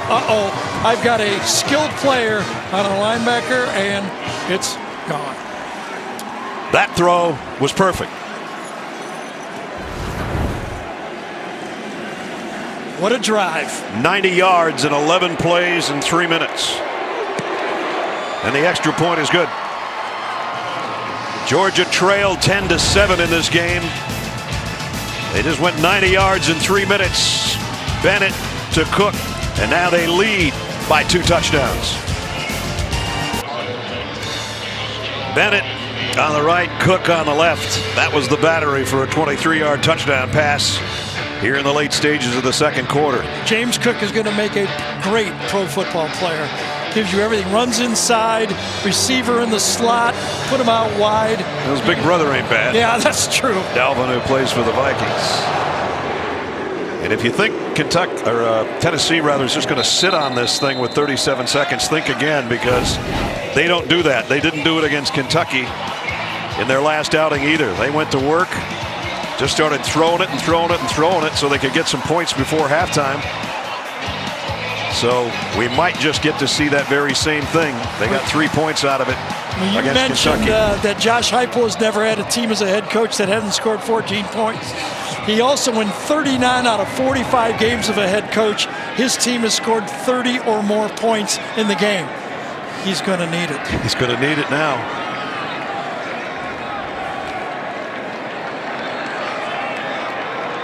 Let's see what Hendon Hooker comes up with. Now, a whistle before the snap. What they were planning on. Kirby's going to take a timeout and just go over that package we just ran. Say, guys, remember last week, these guys went for it at the end of the half. Showed you what they did against Kentucky. Yeah, Let's right. not let that happen to us.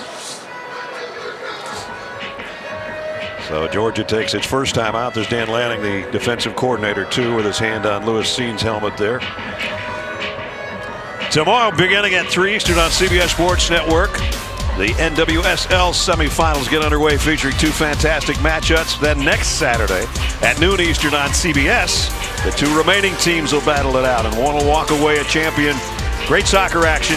NWSL playoffs coming your way tomorrow and next Saturday on CBS Sports Network and CBS. As you mentioned, Dan Lanning is in his 3rd year as the defensive coordinator, 4th year in the program. Remember, Mel Tucker was the DC to begin with, but Dan has done a great job taking over those reins. Yep. Hooker looking left, looking down. Georgia gets to him. Robert Beal, who was shaken up a couple series ago, comes up with a sack. Well, I have a trusted friend that went and watches Georgia practice a lot, and he says, you know, when you go out there, you can't tell the first string guys from the second and third string guys. Numbers are just different. Yes. That's about it. And now maybe they are just going to let the clock wind down and not try anything fancy here in the final seconds. That'll be the case, and that'll be the half. So the fans that were so riled up at the beginning, and especially when their team had a 10-7 lead, a little anxious there by their offense not trying something late in the half. Kirby Smart, meanwhile, happy with how things went there on the last series offensively and how his defense settled in after the opening drive at Tennessee. Looked like they were going to carve things up. Let's go down to Jamie. Coach, you scored fast, you scored early. How do you recreate that in the second half? Yeah, some things protectionally got us behind the change. We got to find a way to find more balance in the run game. Got to get it going here in the second half. Stetson Bennett is using his feet, as everybody knows he can do. How do you contain him a little bit better? Yeah, got to do a better job lane integrity. He's made a couple of plays, extended it, thrown it down the field, and ran one in on us too. All right, Coach, thank you. All right, appreciate it. So Georgia got an interception by Kendrick. They got a touchdown run by their quarterback. They got a perfect toss to James Cook, and they've got a 2-touchdown lead. As we send you Adam Zucker in our New York studio for the Geico Halftime Report. Zuck. The Home Depot SEC on CBS enters quarter number 3. Neyland Stadium in Knoxville, Tennessee. And Georgia with a 2-touchdown lead. Welcome back to Knoxville, everybody. Brad Nessler, Gary Danielson. Well, Georgia trailed twice in the first half of this game, Garrett, but no panic by the #1 team in the country. We get a lot of help up here, but look what the help we had. The first 3 drives, Tennessee 26 plays for 162 yards when they got there. The last 5 series, 16 plays. Read that right there. 27 yards. Yeah, that's Georgia defense. That's how you lose a lead right there. So Georgia defense came up with an interception that led to a touchdown. Stetson Bennett had a good first half at quarterback, both running and passing. Something like this. Yeah, and the way he finished this game, remember this potential touchdown play that he missed, but Todd Monken stuck with him. Then he sticks this throw in. That's a tight window throw, which leads the opportunity to throw the touchdown at the end of the half. And they open up the second half with the football. That last drive, those were the numbers for Bennett. 6 of 9, 85 and a touchdown. Well, they put Florida away at the end of the half in about a 2-minute span. This was a second quarter that really flipped this football. It's 14 points. Nothing's over yet here, but gained control of the game. The opening possession of the third quarter, so important so often, be it your offense or your defense, as Josh Heupel would love a 3 and out. Georgia would like about a 7-minute drive.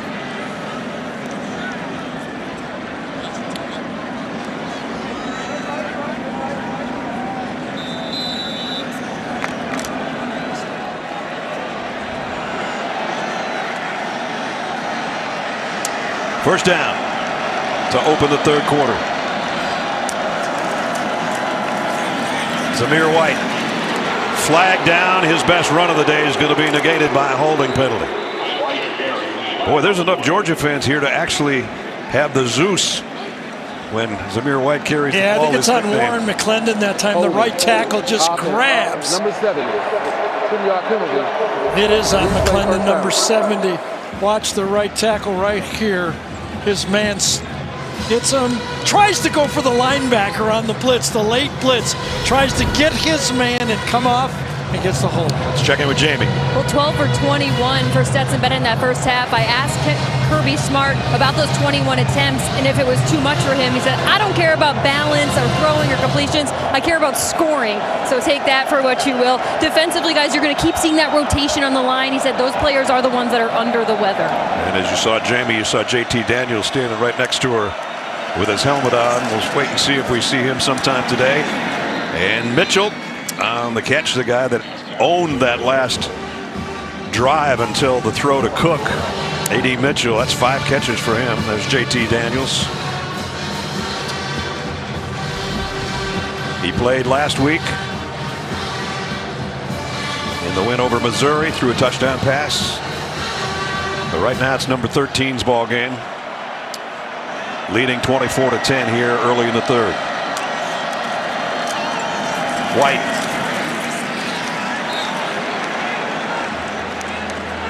got to the 30. That's it. First half trends. Bennett on 154 and 32 on the ground. Hooker 119. A costly interception that led to a score. And it was a 17-0 second quarter shutout for Georgia. And besides the interception, 3 inaccurate high throws really cost Hendon in that first half.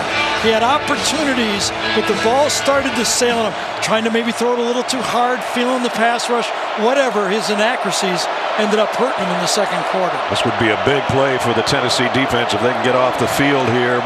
Bennett all day to throw, now running out of time. And he's going down back at the 20.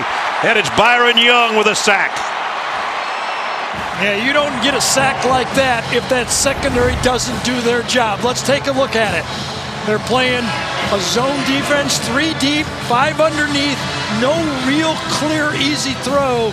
And I bet right there Stetson Bennett says, if I don't have an easy one, I'm not going to take a chance with the lead. And Kirby Smart watching the whole thing happen right in front of him.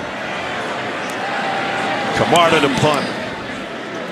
And a great punt by Camarda. Way back to the 18 goes Jones. And now he's coming the other way, though. Velus Jones, and he dropped the ball. Tennessee's covered it, though. A good return, a fortuitous bounce, and the special teams covers it. They're going to have good field position. I mean, things could not have started better for the Tennessee football team in the second half. They get a stop, a good return, and they get the fumble recovery. So they'll start at the 41-yard line. Well, we'll see. Go in at halftime, coach them up a little bit, find a couple throws, get this game back to a 7-point, 1-touchdown football game. See if Tennessee can answer.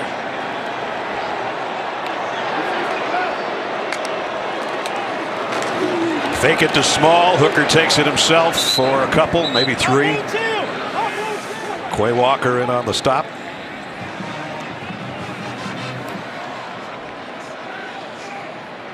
And again, the center official gets out of the way as Tennessee hurries here.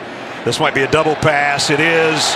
Man's out there, but it just hung in the air too long, and Lewis Cine says, I've seen this before. So Lewis Cine saw something else. When he saw the quarterback go under center on the play, that tipped him off. Something a little bit different. When you put the quarterback under center, it's a lateral throw, and Lewis Cine played pass and made the play. It was Fant, the tight end, with the second of the two throws. And Jordan Davis is in the game, by the way, for Georgia.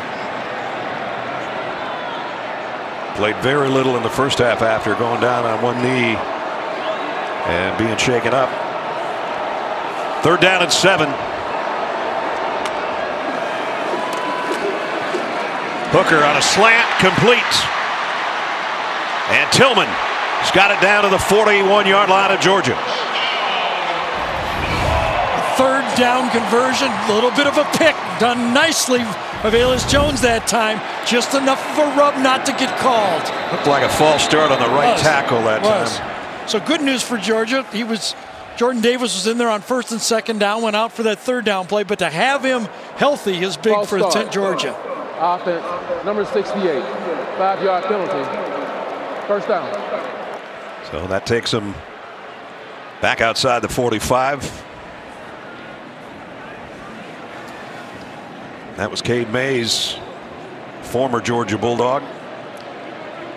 His brother Cooper, the center. His dad played here, was a captain, former captain as an offensive lineman for the Vols. Jabari Small going to be wrapped up by Nolan Smith, who we highlighted in our lineups earlier in the ball game. Yeah, it's hard to pick out the stars on defense. You can highlight anybody. Here's Hooker, the quick throw to the outside, wide out screen to Keaton. And Georgia's got 4 or 5 guys there to hold him up. They do, and you know, those completions, a few yards, but not enough. 3rd and long again. You got to think Tennessee, are they going to, well, they do hurry up. Georgia had too many guys on the field. Long ball is tipped away at the last moment by Kendrick, who had the interception earlier. We got flags all over the place. Well, Georgia tried to get their nickel or dime defense out there, and Tennessee went fast. As soon as they saw a substitution, they went kind of like a mayday call and hurried up the play. Georgia had about 16 guys on the field at the time. And then at the end of the play. And pass interference and too many men on the field, I think, on the play. We'll let James Carter tell us. There were 2 fouls on the play, both by the defense. Illegal substitution, more than 11 players in formation. That penalty is declined. Pass interference, defense, number 29, 15-yard penalty, automatic 1st down. Well, the danger that Georgia tried to do was substitute when the ball was on the far hash that time. That's what cost them. If it would have near hash, they would have got away with it. They could not get their big guys off the field in time. Just too far to run. Yep. So it's a 1st down at the 23.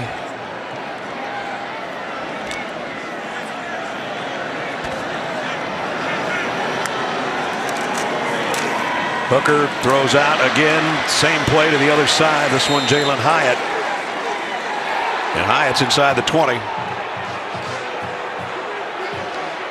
Again, just getting lined up quick enough against these guys is tough. Georgia barely did. Hooker loads, goes to no man's land, incomplete. Well, that was a play that set up all the way to try to get the look of a quick screen on hurry up and go deep with the football to Warren. And obviously, Georgia was ready for it. Tennessee 71 yards on the ground. It came in averaging 217. Yeah, and that's the first time in the last 5 games against Georgia they've been able to run the ball for more than 70 yards. Here's Small in the open field, taken down by Lewis Cine. Remember, Jamie talked to Josh Heupel at the end of the first half, and Josh mentioned we got to run the ball better because in the last 4 meetings, Tennessee has not been able to run the ball against this Georgia defense. This time Georgia will get its substitution change, and Tennessee will go to a little sugar huddle, which we haven't seen much of, about 3 yards from the football on 4th down.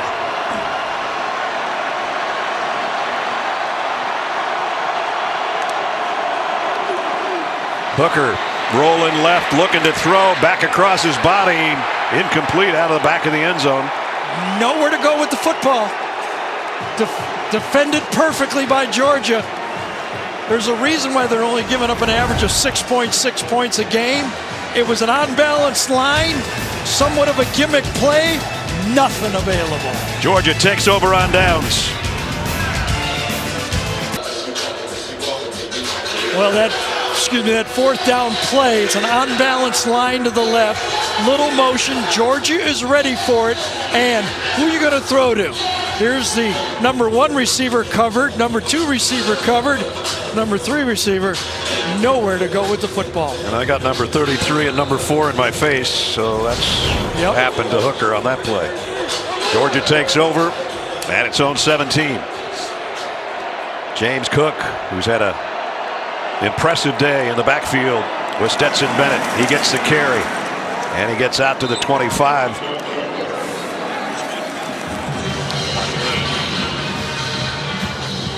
Stetson Bennett, the 4th. His grandpa, Buddy Bennett, coached at a lot of different places, including East Tennessee State, where his defenses were so good they called it Bennett's Bandits. They intercepted 37 passes one year.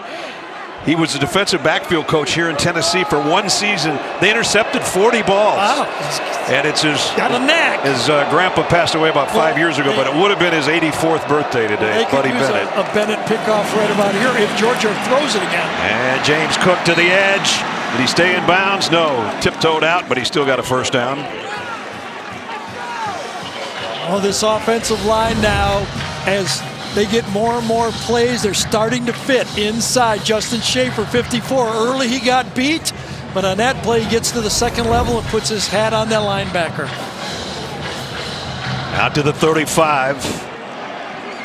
Cook with 96 yards on the ground. Couple of touchdowns, including one off the arm of Stetson Bennett. Kenny McIntosh going to take his spot here to give him a breather. And this is McIntosh. Kenny McIntosh goes for 15. Ness, you're talking about this Tennessee defense. Beasley and Banks are making a lot of tackles, but this could have been a defense that had Quavarius Crouch and Henry To'oTo'o as their inside linebackers. Crouch playing for Michigan State, To'oTo'o playing for Alabama. They had a lot of transfers from this Tennessee team. You came up with this list. This is unbelievable. These guys are all starting somewhere else. All starters, and not just, I'll tell you what, not just starting and not contributing. These are a lot of guys that could have given that depth that we talk about Georgia for this Tennessee football team. So with that, you got to give credit to Josh Heupel for piecing this thing together and still being this competitive. Right now they're down 2 touchdowns with an injury on the field. The Home Depot SEC on CBS is sponsored by State Farm, Dr. Pepper, Jersey Mike Subs, and by Invesco QQQ. Homecoming at Knoxville. Candace Parker was the Grand Marshal of the homecoming parade. She was here at the game as well. 2-time WNBA MVP Todd Helton, baseball star, actually played quarterback here. Tennessee honored. So was Monica Abbott, 2-time Olympic silver medalist from the Tennessee softball team. And of course, we mentioned earlier, college and Pro Football Hall of Famer Peyton Manning. So it's a who's who here today. But Pretty right good. now it's Georgia who's in front. Yep. 24-10. Pretty good group for a homecoming. Absolutely. I don't know if you want to pick the #1 team in the country for homecoming, but they do that a long time ago. Here's Bennett on the RPO and the keeper, and he's got the first down before he's driven down by Trayvon Flowers. Is he looking to lateral that ball? He's kind of got a wry smile on his face. Watch when he gets out.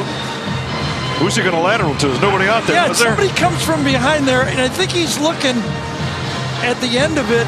Can he lateral the football? Oh, at the very end. Yeah, of it. right at the end of the play. Yeah, you don't want to get that fancy. Anyway, he got a first down to the 40.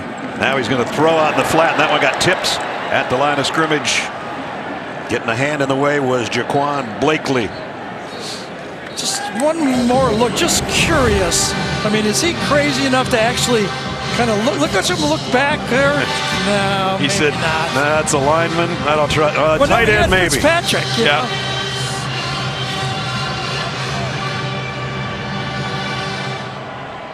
That would be a Baker Mayfield play, by the way, if he did that. You're not kidding. Second down at 10. That might be a JT Daniels next play if he did that too.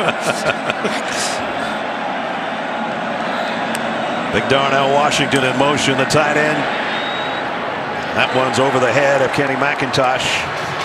And that's one thing that he has a little bit of an issue with when somebody comes off that edge and he's not quite tall enough to see over. No, it's hard for him to kind of get on top of the football. Yeah. He kind of has to let it go.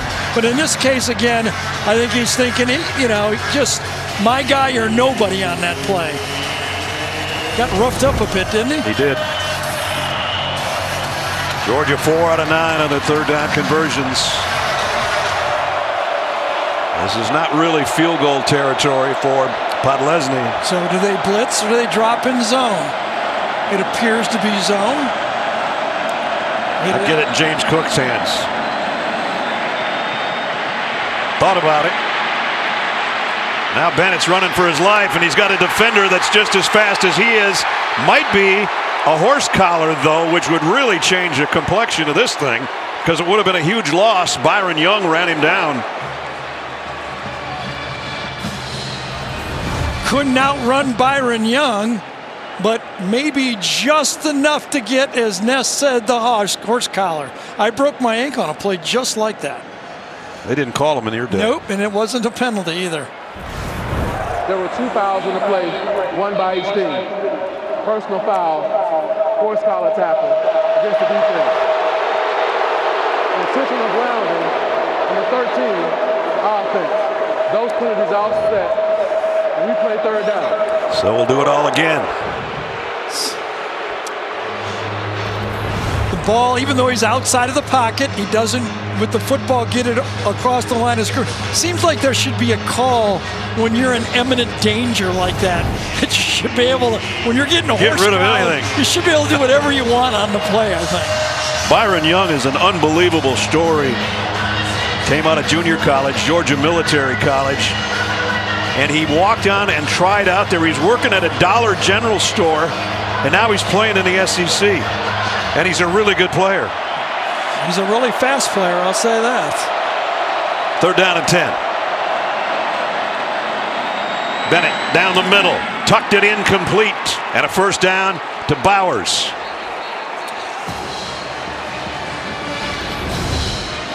Stop route. He knows he's going to Bowers. One-on-one. The ball's halfway there when Bowers turns around. Remember that pass against Florida, similar for a touchdown. And that was to Bowers, too. Yep. Threw it early, feathered it up. That one was halfway to Bowers, and he knew it. He had a one-on-one, and he liked the matchup, and he let it go. James Cook closing in on a 100-yard rushing game. At the 7-minute mark of the third quarter, Georgia on the drive. They worked it to the Tennessee 23.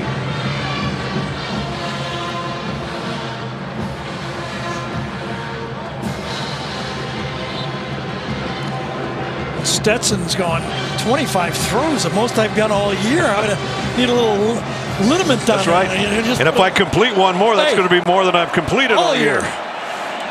Here's Cook on the end around. Got a good block. James Cook Did he pitch it to him? Because if he did, it's going to count as a pass.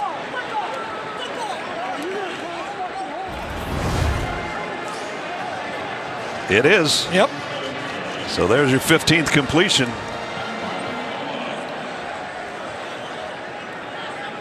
This is as good as James Cook's looked all year, I think. You know, one of Doing everything. Yeah, one of the great things about depth at running back is every guy that comes in there is ready to go. He's fresh, long season, but when they get their turn, they're ready. Including Zamir White, who's in there now. And he'll get the handle. Only got about a yard. Jeremy Banks, another tackle. He's around the football a lot, number 33. Jeremy Banks, who began his career as a running back, this time it's almost a dream play for a middle linebacker. No one in your face, running back coming right at you. Coming off a 14 tackle game in the win over Kentucky, and his season high in tackles last year was 8 against Georgia. On 99 plays, you got a lot of opportunity. That's right. Here's the pitch to Zamir White. Oh!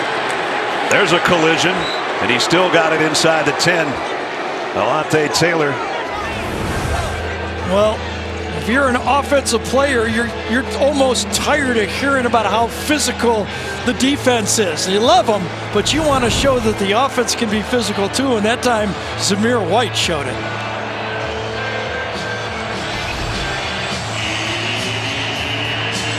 Georgia now racking up the time of possession, the yardage total, and looking to add more points here at the 9-yard line. 3rd down and 4.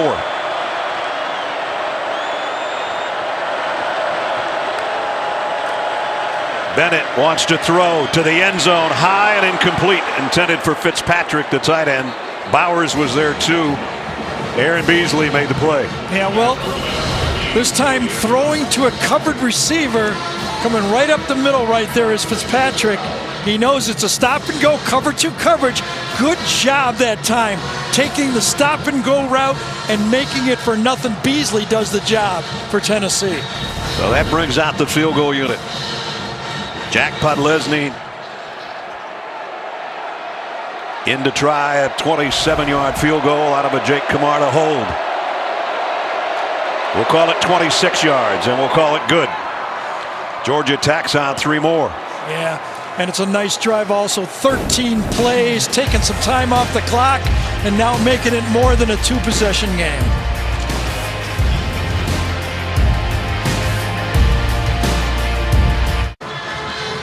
Top-ranked Georgia now by 17 with 4:41 to go in the 3rd quarter. Invesco brings you today's Scholar Athletes. Jake Camarda for Georgia, Matthew Butler for Tennessee. Invesco proud to support student athletes on and off the field with a donation of $1,000 to Georgia and Tennessee's general scholarship funds. So during the commercial, Ness mentions me. Remember earlier we mentioned about Adele, and you just go Adele, Bruno Mars, you know? Yeah. You said that's my guys, that's my music, and you said I'm a Kenny Chesney guy. Yeah. Did you get a text from Kenny Chesney? Is that true? I just did, yeah. He said he's a Brad Nessler guy. Did you get one from Adele? And I didn't get one from Bruno Mars either. Neither one. I got one from Bruno, my plumber, but that doesn't count. It will if you have toilet problems at home. Exactly. Kenny Chesney is texting you during the game. Well, he's a big Tennessee fan, one of the biggest. There you go. Actually did a movie about Condredge Holloway. He was part of Jamie's halftime report about Sonic. That's why he always doesn't listen to me. He's talking to Kenny Chesney. I don't blame you, basically. Georgia's defense, they have clamped down since really the opening 2 drives for Tennessee. Yeah, and if you look at this, one of the reasons they have is they just don't give up big running plays. For the season, more than 200, almost 300 plays, only 2 for more than 20 yards running the ball. Amazing.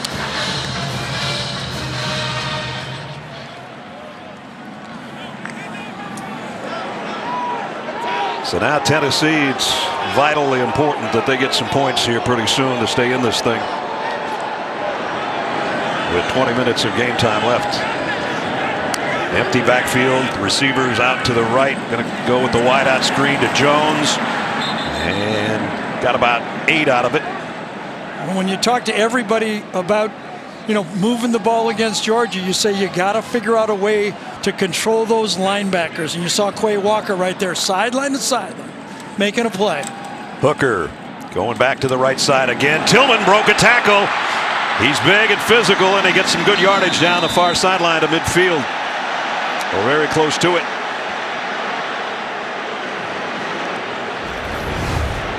Short pass, missed tackle. And as Ness said, positive play. That's part of this offense. One-on-one. You don't have to block 8 guys, 7 guys in the box. You just throw it outside and let your athletes go one-on-one.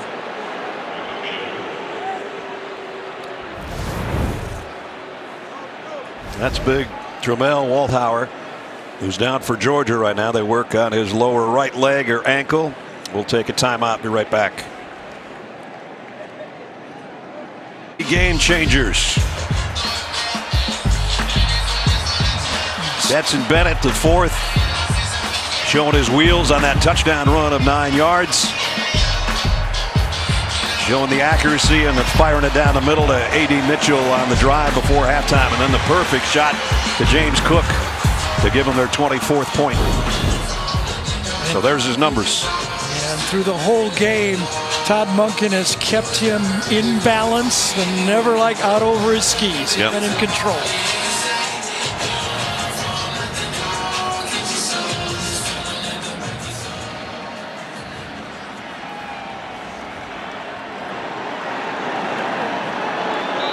First down at midfield.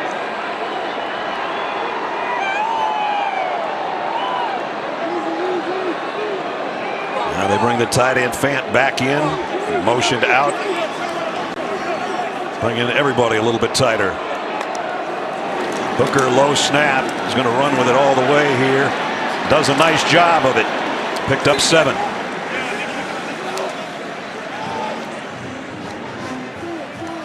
Moving the ball. You're down 17. Yes, you just got to take it one series at a time. Try to make a game of it in the 4th quarter. From the 43, 2nd and 3. Small hit in the backfield by Nolan Smith, and he falls forward. He's going to be about a yard shy of the first down, though. I think we're going to get back-to-back runs here. The situation earlier in the game, they didn't pick up a short yardage in this one. They had 3rd and 4th down. Oh, and Hooker's going to be knocked down by Kobe Dean in the backfield. Wow. He's something. Yeah, this one should have been handed off. This might have been a read into Kobe Dean playing that defensive end from kind of the bear look when he shifts out to the outside, and that was a give all the way. You can't keep it. That guy's tracking you. And now instead of 2 runs, you're 4th and 5. No choice but to go for it here. Right. Under 3 minutes in the 3rd, trailing by 17. Georgia stopped them on a 4th down a little bit earlier.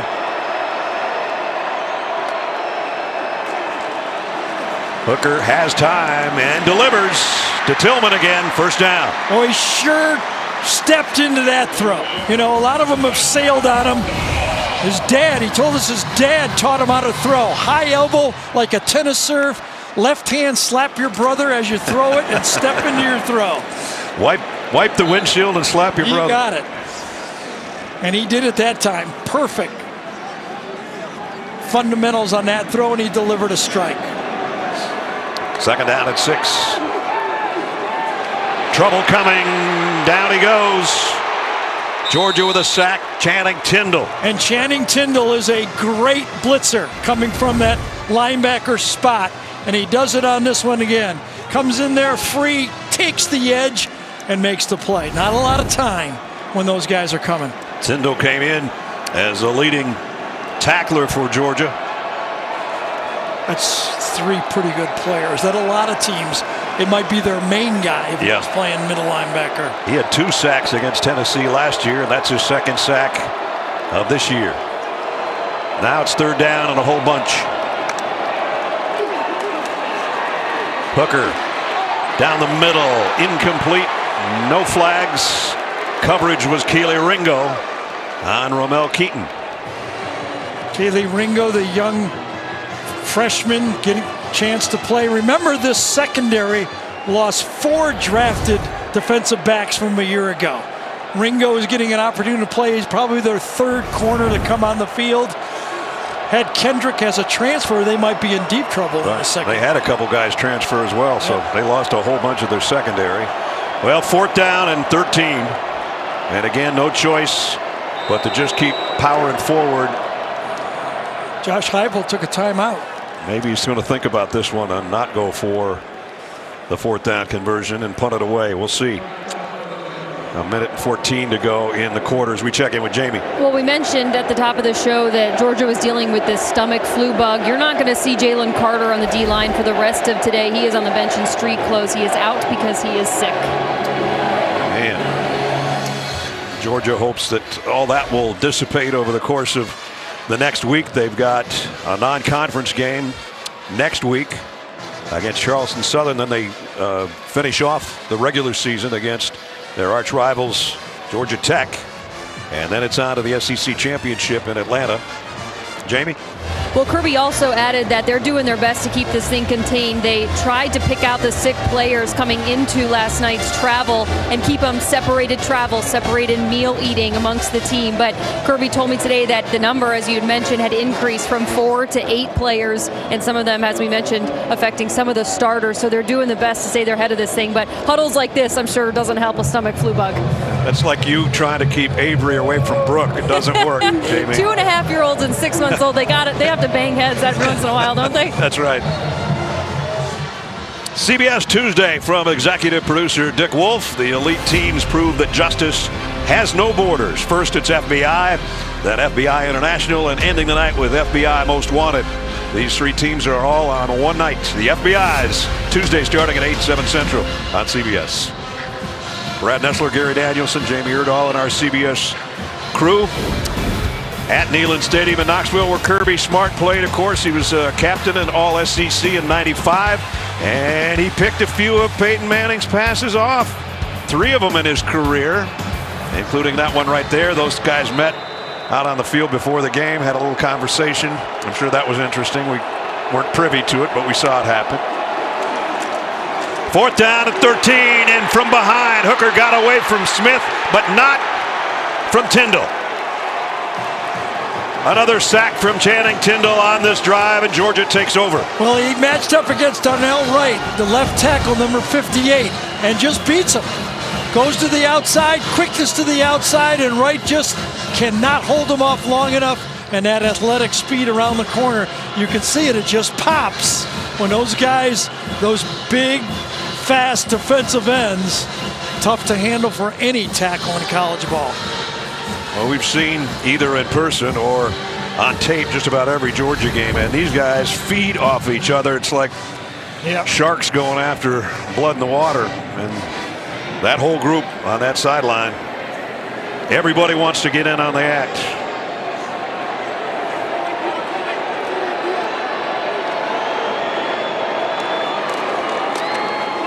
Zamir White. He's had a tough go of it today. James Cook's done most of the damage on the ground. Yeah, he's under 30 yards, rushes even to 30 yards, and he's carried the ball 9 or 10 times. He hasn't been able to bust one in the game. No. The clock becoming the Volunteers' enemy as well. White goes out. Might be coming up on the final snap of the quarter. Kenny McIntosh in the backfield with Stetson Bennett.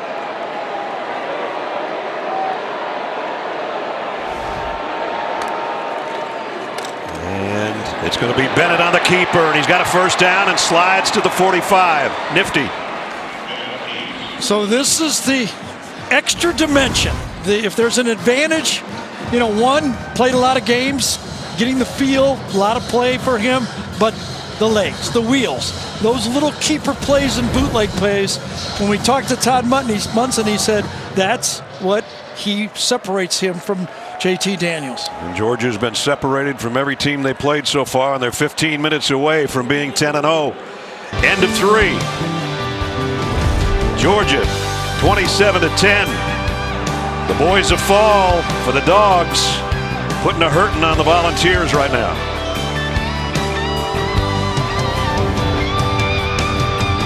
Jimbo, SEC on CBS. Enters the fourth quarter in Knoxville. Top-ranked team in the country, leading the Volunteers here. 27-10.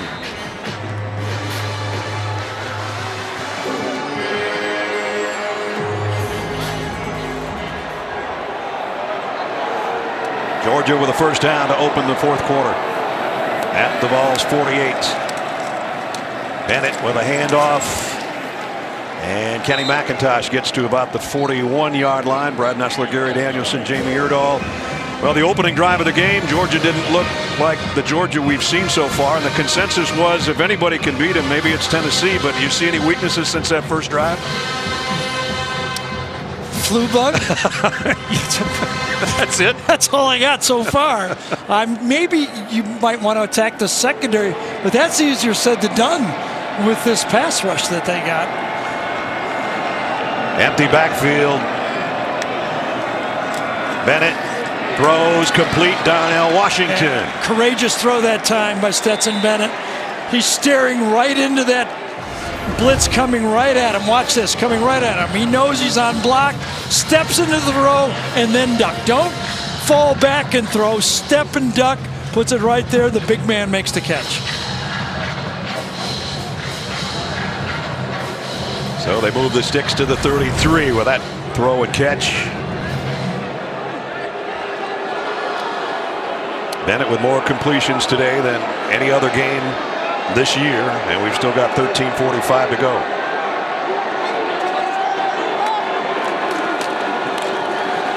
Wants to throw again. A little bit behind his receiver, but he made the catch. Burton, and he's still going.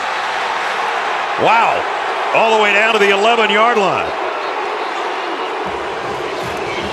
This is an RPO. The offensive line is running a running play. Watch this. Downfield, he's blocking a run. Pull it out. Throw the slant right behind. Beautiful catch.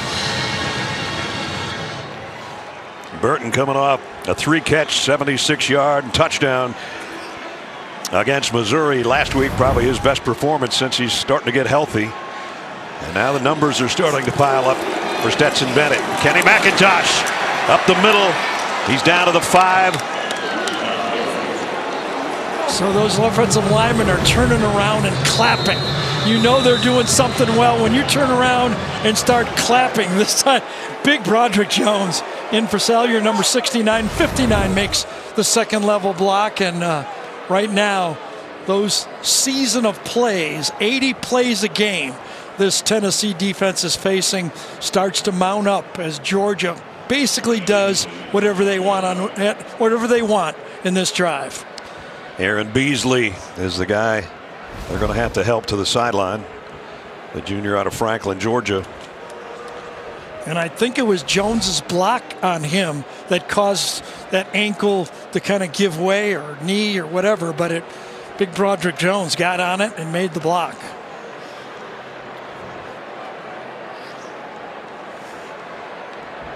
This is a long walk for the two guys helping out Aaron Beasley. He was actually away from the play, I think. I'm not even sure if he was. Yeah, he's right here. He's right in front of him. He flows, and then Jones gets it and kind of just keeps running away. Almost looks like he was hurt before he got blocked. Yeah, I think so.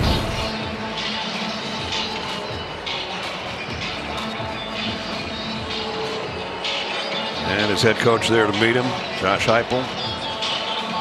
And when we talk to the players, the one thing they said about Josh Heupel is he loves us. Yeah. I mean, he just takes us for what we are, doesn't say, what you aren't. He's just right in the middle of the screen. You're going to see it again. Oh, yes. Oh, yeah. He turned his ankle before Jones made the block. Slipped. Yep, his left ankle. Georgia can get a first down without scoring.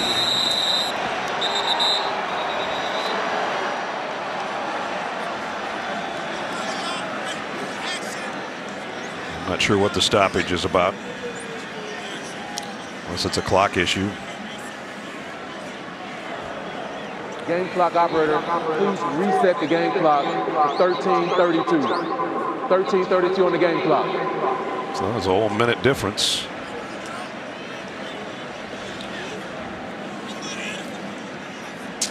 And we've got it switched up. Again, line of scrimmage is the 5. Georgia can get a first down at the 2.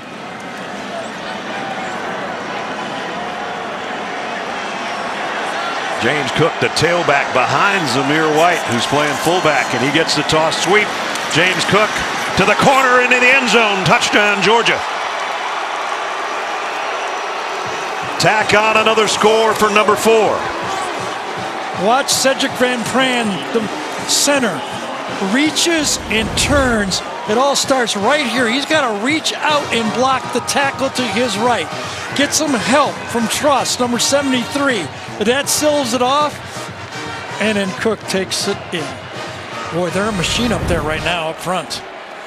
Zamir White did get a good block as far as leading the way as well. I formation fullback, take it around the end, old hobnail boot offense right there, right? Podlesny's extra point is good. With 13-14 remaining in the ball game, James Cook having himself a day, capping a 60-yard march with that touchdown run.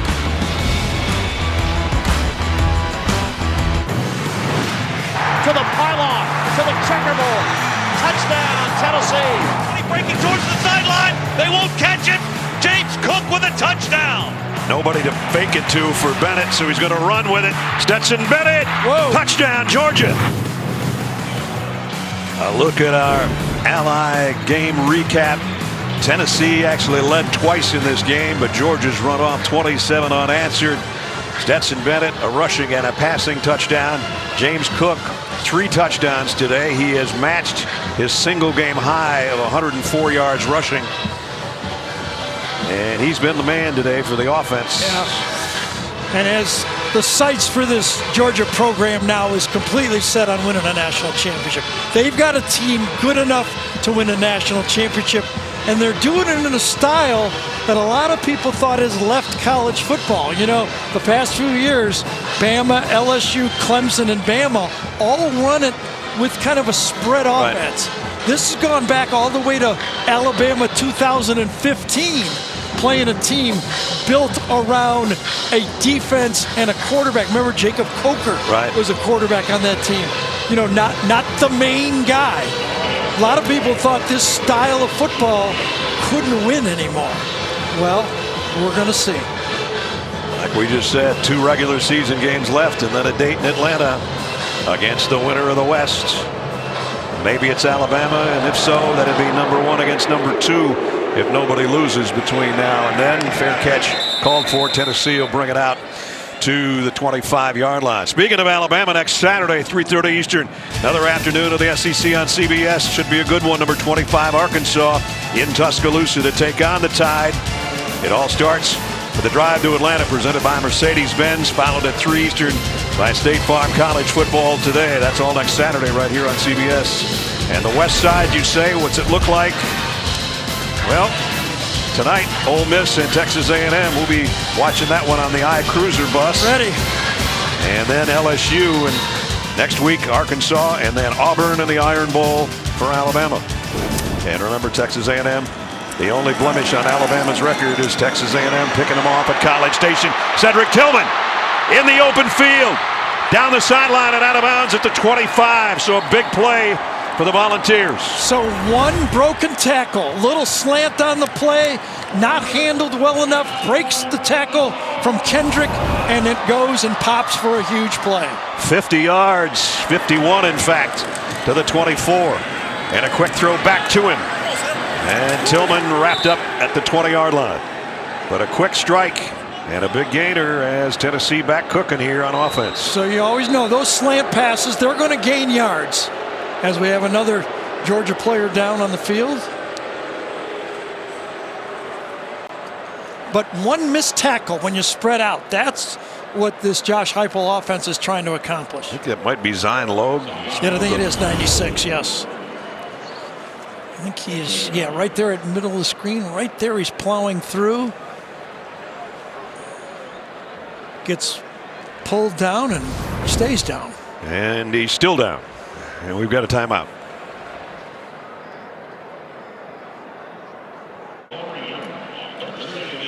The Home Depot SEC on CBS is sponsored by T-Mobile, Allstate, Wheels Up, and by Sonic. From one Smoky to another, got to have a blanket on Smoky 10. It's a little nippy out here. It's a beautiful day, and there's the other Smoky. Lindsey Nelson's daughter Nancy was once the Smoky mascot in that costume back in the day, and Lindsey last night was honored posthumously, obviously, as a member of the ROTC here in Knoxville. Of course, longtime voice around here that everybody loved, and had an opportunity to meet him a few times. Great guy. We used to go home after church every Sunday morning, and he's doing the replay of the Notre Dame game. Yeah. We pick up the action later in the third quarter.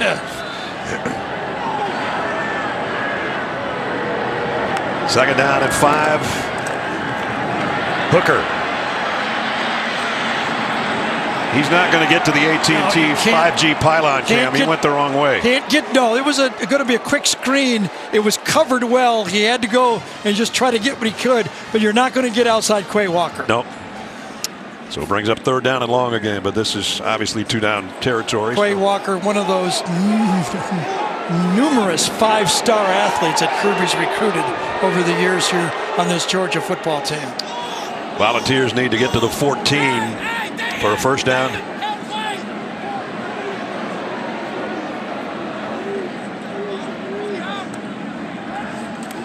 Hooker wanted to throw, I think, and now he's over the line of scrimmage, I believe. Incomplete pass.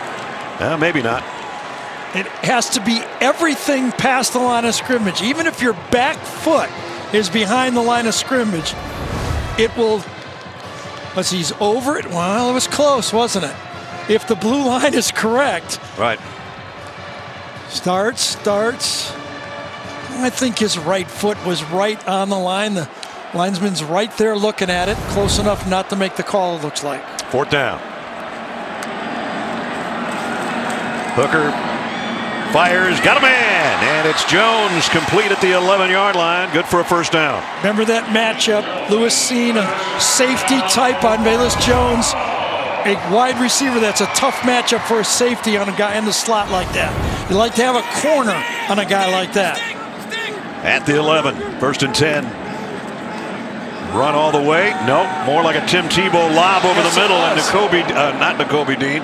Quay Walker almost picked it off. One of those play action plays where you just do it with the quarterback, just like Tebow, Cam Newton type play, but defended well. Look at that defense. Quay Walker smelled it out and got back in there, almost overran it. Big Jordan Davis almost got Hooker before he let go of that thing. Yep.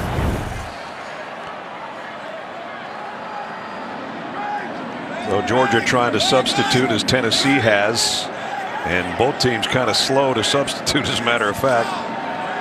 Georgia now, can they get lined up in time before they snap it? And Georgia takes a timeout. Just too much confusion. Tennessee was afraid they weren't going to have enough time to get the play off. Georgia wasn't lined up the way they wanted to be, according to Kirby Smart, and thus the timeout with 11:22 to play. I hope it doesn't come down to a field goal, Zook. You've been there. You've been there, right, Ness? Bunch of times. Yeah, the timeout by Georgia. Georgia was in their Canadian defense here with a 5-2-5 look. 12 men on the field. Good timeout. Second down and 10 for Tennessee at the 11. Got 3 receivers down to the bottom of the screen. Now they're going to shift and bring the tight end Jacob Warren back in close. Hendon Hooker on the run, trying to follow his blockers. Might have gotten to the 8. Devontae Wyatt and Nolan Smith bring him down, and Smith is still down, holding his left elbow.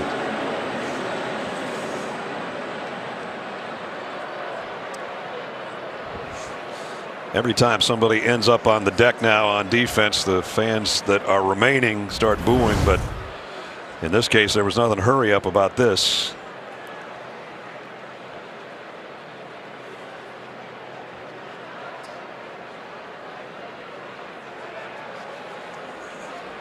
Boy, as he pulled away, it almost like it tweaked his left elbow or shoulder there.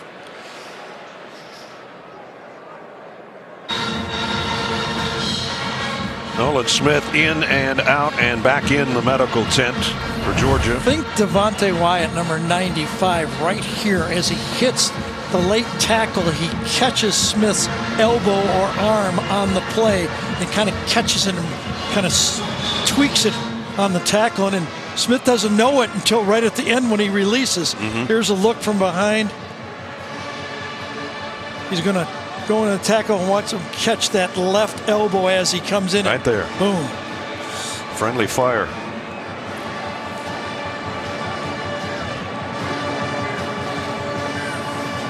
Meanwhile, for Tennessee, it's 3rd down and 6. Need 2 downs to get to the 1 if necessary, or the end zone. Hooker flushed out of the pocket. Down he goes way back at the 20. Ball is out. Georgia tracking it down, and they pick it up. Trayvon Walker steps out of bounds with it, if indeed it's a fumble. The officials say it is.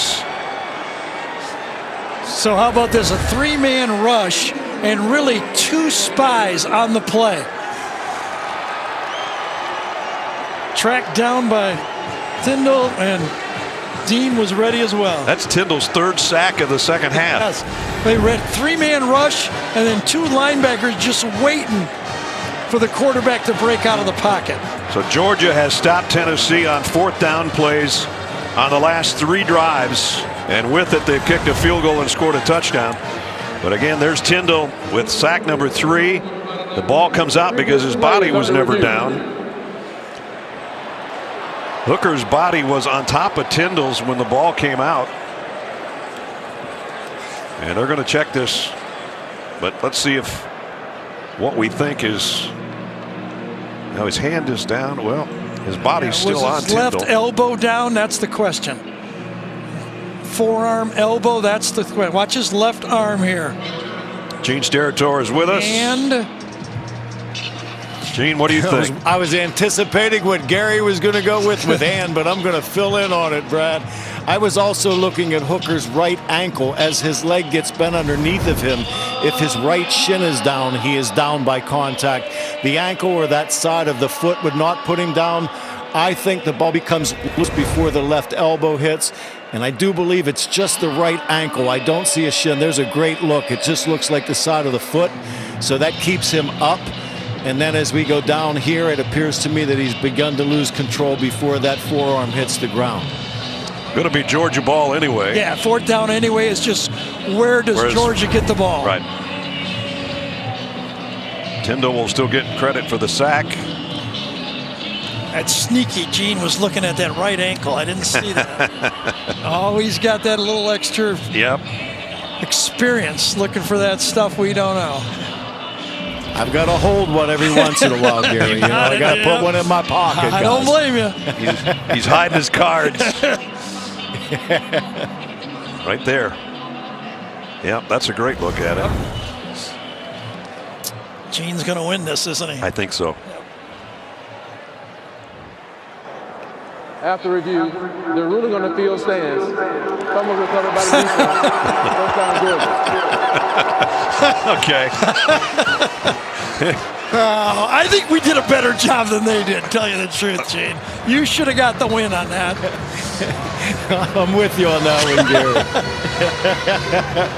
That's a loss of 20 as well, and also a loss of an opportunity to cut into the lead here. Yeah, and that's going to take that rushing yardage down, you know, under 70 yards again for the game. The Spike squad, I think they ought to let Tyndall just keep that on the rest of the game, the way he's played in the second half. And I was wondering whether we'd see JT Daniels maybe with a 34-10 Georgia lead, but it's Stetson Bennett. And Zamir White. And Zamir White finally broke one and almost broke it open. Out across the 40. Well, we know what Zamir White can do. Sooner or later, he's going to take that power and bust one of those plays. But tonight, as we've watched, it's been the James Cook show. Yeah. Zamir came in as a leading rusher for Georgia on the season. And for Georgia right now, it's let's get off this field. Nobody else getting hurt. No more flu bug, and take it to the house and go to the next game. Get back to Athens and get some chicken soup. 10 minutes to go. White again. And White now taking people with him. And this is a case sometimes they get kind of tired of trying to tackle number 3 late in the game. Jamie? Well, you mentioned potential seeing JT Daniels here in the fourth quarter. There's a lot of commentary about this quarterback dynamic, and Kirby Smart has maintained confidence in both of these quarterbacks, and I feel it's important to tell everybody that the dynamic between Stetson Bennett and JT Daniels on the sideline is truly leaving Stetson as the starter. JT supports him in a way that all quarterbacks do, talking over indicators of coverage and what they're seeing, but it's not as if these two are still battling. The team understands that this is Stetson's spot, and JT is working with him hand in hand. We saw JT's parents, Steve and Allie, outside the hotel this morning as Zamir White's going to get another first down and get into Tennessee territory. This is the first week that he's felt good enough. There's his mom and dad. You can't look more like your dad than you. He does. He does. But they said that this week, Jordan Palmer, his personal quarterback guru, coach, whatever you want to call it, flew into Athens, and they kind of went through all his mechanics and all that, trying to get ready for the end of the season.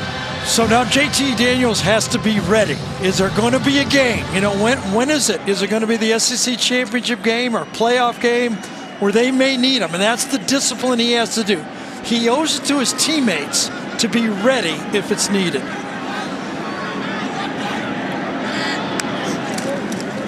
End around coming for Bowers. He scored once on the ground this year. He's got a big gainer here, and he's still going. Bowers inside the 20 down to the 18-yard line. 24 yards rumbling down the field for number 19. Well, they've got their pick of plays here, and they're just letting it happen. Anything they want. They just are dialing up, and right now this Tennessee defense is going, we're not going to win the game, and they're blocking us pretty well right now. That is one impressive freshman, number 19. And all the tight ends gang up on the left side. That's where Kenny McIntosh is, to the left of Bennett, and he gets the underhand toss. McIntosh, and he's down inside the 10 to the 5.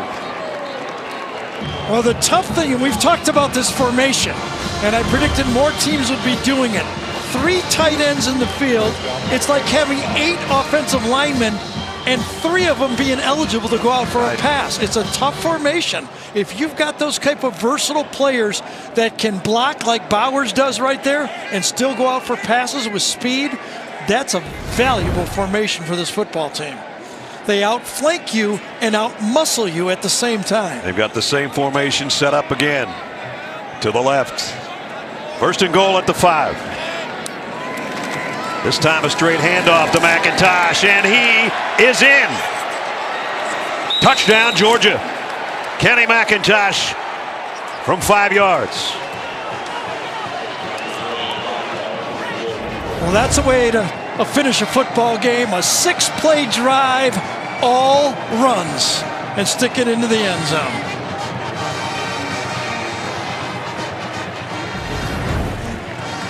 Kenny McIntosh, his 2nd rushing touchdown of the year, and a happy Kirby Smart over there on the sideline as well. He should be.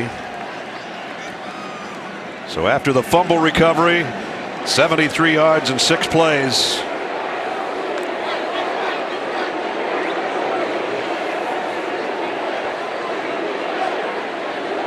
Podlesny in for the point after.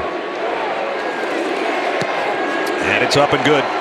And Georgia now running away with this thing as they have scored 41 points after trailing 10-7 earlier in the ball game.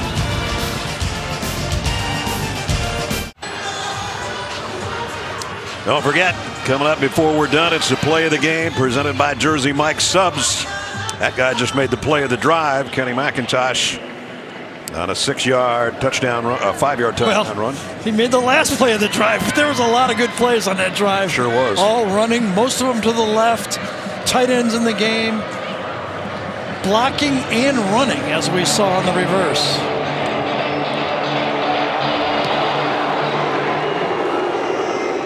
And Tennessee will work from the 25 on the fair catch. So the only question now is, can this Georgia defense that has shown a little bit of everything in this game, and they don't do it just not being sophisticated. They got great players, but they do a lot of stunting and movement up front that makes it tough.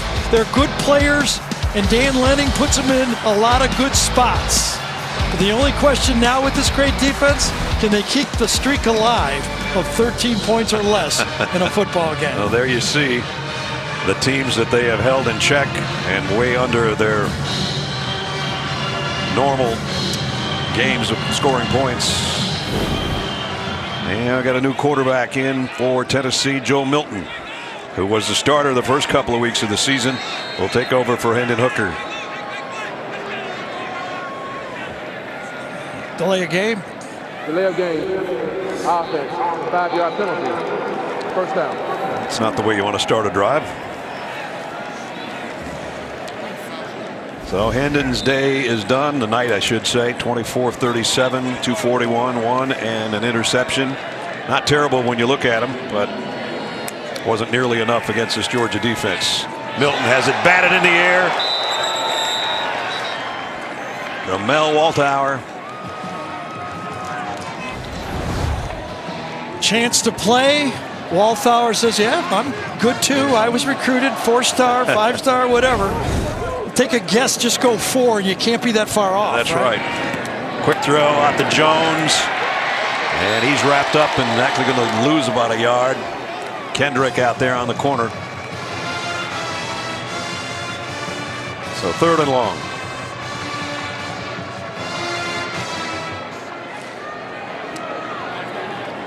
Joe Milton, a transfer from Michigan, played there 3 years before coming here to Rocky Top. Started the season, and now the number 2 guy, and the number 2 guy in today.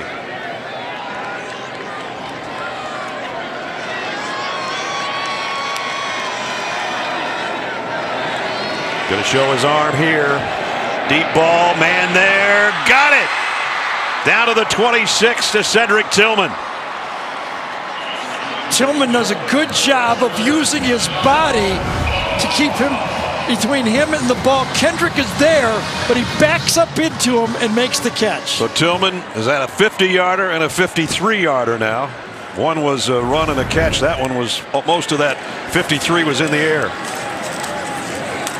Jalen Wright gets it inside the 20.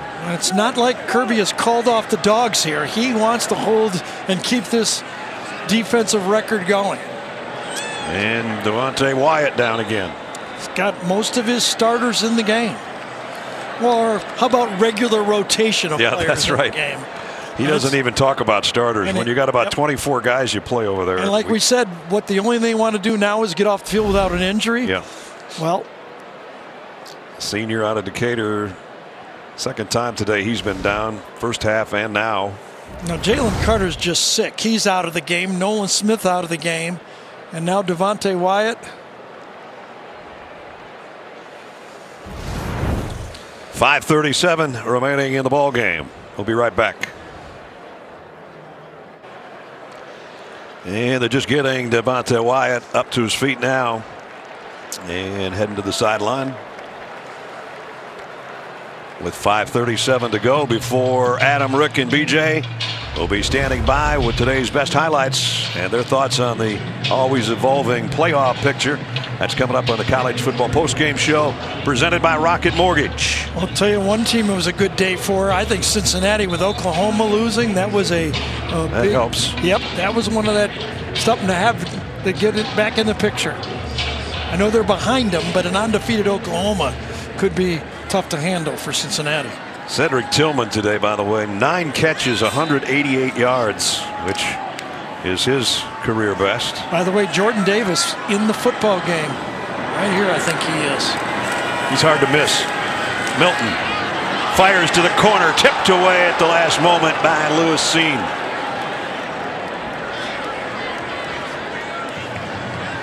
So if you don't think this Georgia defense or program wants this record, it's 41-10, and they've got their starters out there trying to hold off this last score.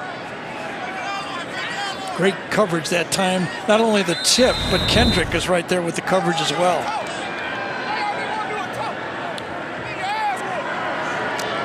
Third down and 2.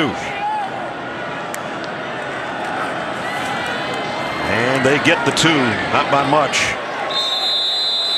Jalen Wright got just to the marker. Gary was talking about the updated college football playoff standings. Alabama 59-3 win. Georgia's going to win this one.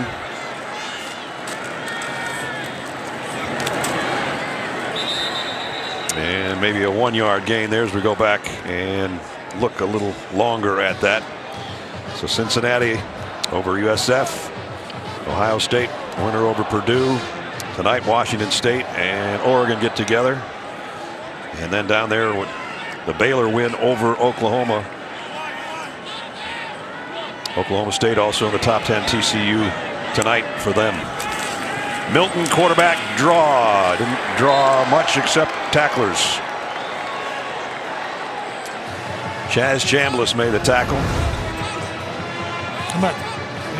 That's life as being the defensive coordinator for Nick Saban or Kirby Smart. Kirby had to take it all those years at Alabama. Now he can give a little. He gives a little now. Yep. Jordan Davis trying to get off the field. I don't know if he did.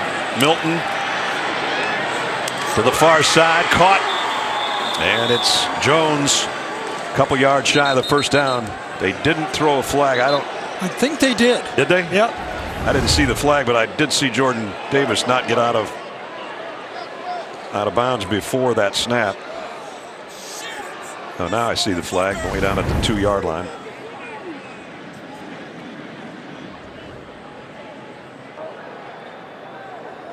Illegal substitution against the defense.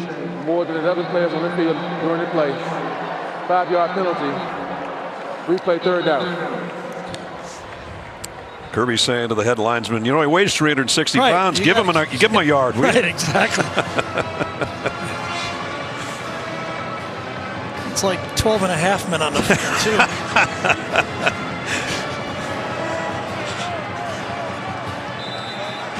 It's the most tired he's been. Just running off the field. He is a big man. Coach, I'd rather just stay out there.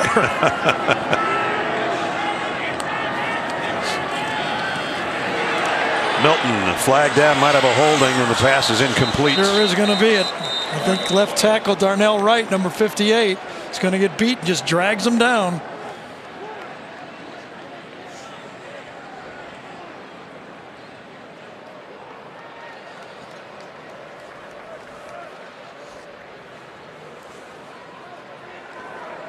Holding. Offense number 58. That penalty is declined. Fourth down. Whoa. We talked about it right here, matched up. A little surprised. I kind of thought Georgia would take that, wouldn't you, for a 10-yard penalty right there to make it 3rd and 15. He's going to go, what, 4th and 6? Yep. And they've stopped all but one of the 4th down attempts by Tennessee.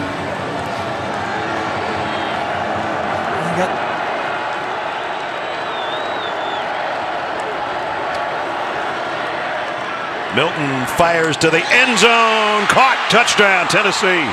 Velus Jones. I beg your pardon. Cedric Tillman to cap off a brilliant day. Now he's in the end zone. Well, Kirby rolled the dice trying to stop him on 4th down again. And they stuck it in the end zone. Good throw. Got the outside receiver on a slant. One-on-one coverage. They blitz inside. You know you got one-on-one. And outside leverage, he takes it inside and he completes it. Tillman, that'll put him at 200 receiving yards and a touchdown today on 10 catches.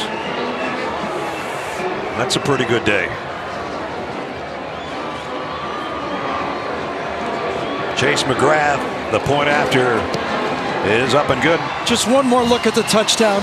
You've got a blitz on. You've got man-to-man coverage. They got to get all the way to the end zone. You've got inside technique here. The only place you can't get beat is inside. Okay, I got the defense on. I've got it. And what do? Give them the inside.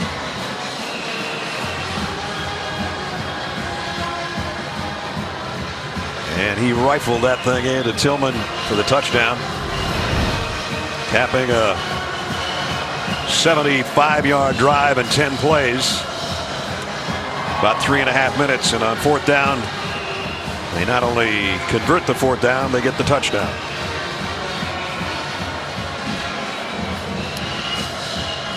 Tennessee's remaining schedule: South Alabama and Vanderbilt.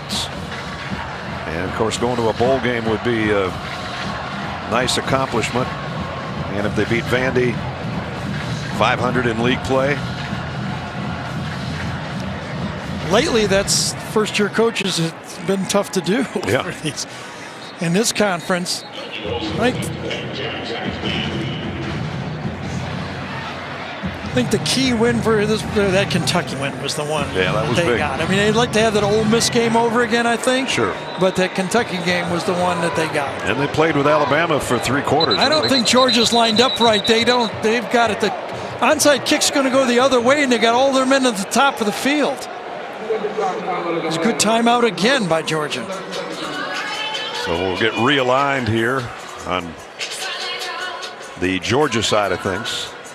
There's Will Muschamp. You see over in the far corner. left side. He's helping out on special teams. Former Georgia player, those two guys.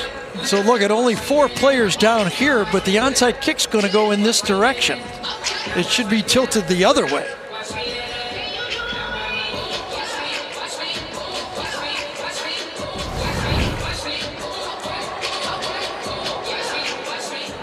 See if they got them lined up differently. They will, well, to a degree anyway. Boy, I'd be kicking it down here. You got better numbers on the bottom here, right? He's going to squib it down to Kearis Jackson, who scoops it at the 17 and goes down around the 34. I didn't expect that style onside kick. I didn't either. Kirby goes, we wasted a timeout. This Thursday, everyone's talking about TV's new #1 comedy, Ghosts. Critics call it drop dead funny, hilariously spooky, and thoroughly charming. So be prepared to get scared funny with a brand new episode of Ghosts Thursday at 9, 8 Central right here on CBS. Well, the balance of this Georgia offense in this game, 269 yards rushing, 213 yards passing. They have been able to do what they want when they want it. 38 runs, 29 passes, and Dewan Edwards. Everybody getting in on the ground game a little bit today. James Cook ties his career high with 104. Zamir White got a little lathered up on the last drive. Kenny McIntosh, 46 yards and a 5-yard touchdown. And Stetson Bennett, 40 yards and a 9-yard touchdown rushing. James Cook is saying, there's flu going around. I'm wearing a mask now. I'm done. My helmet is put away.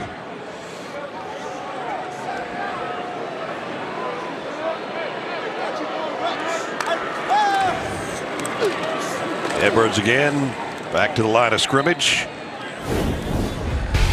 James Cook's day, a little bit of everything. And everything was spectacular when he got his hands on it. Open field, nobody's going to catch him. Takes that one himself. And then Stetson Bennett on a perfect throw to the corner of the end zone. Part of a 3-touchdown day for James, including this last one. Got his tackle out there, got his fullback buddy Zamir White out in front of him. That's a good day.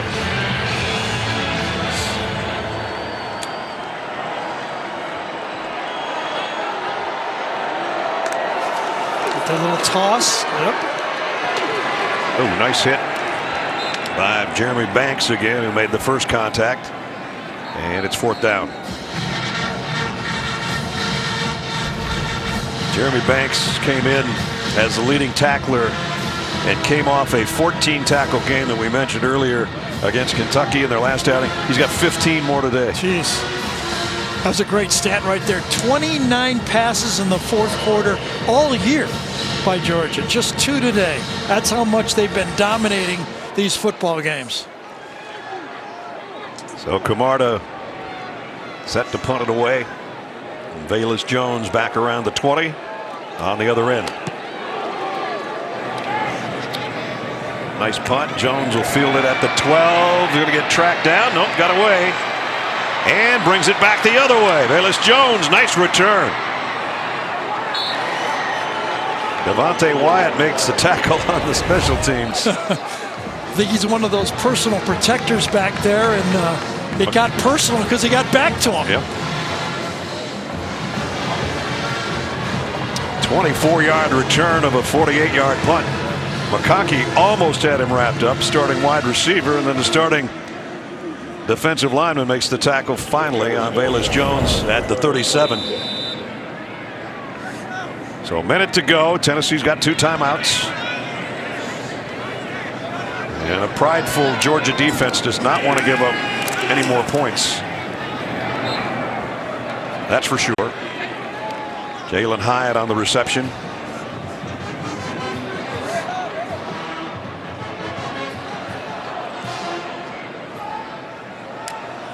Second and 6. Milton fires, complete, same guy, same route.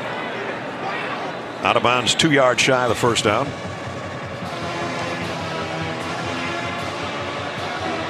Dan Lanning calling the defense over there on the left in the red shirt.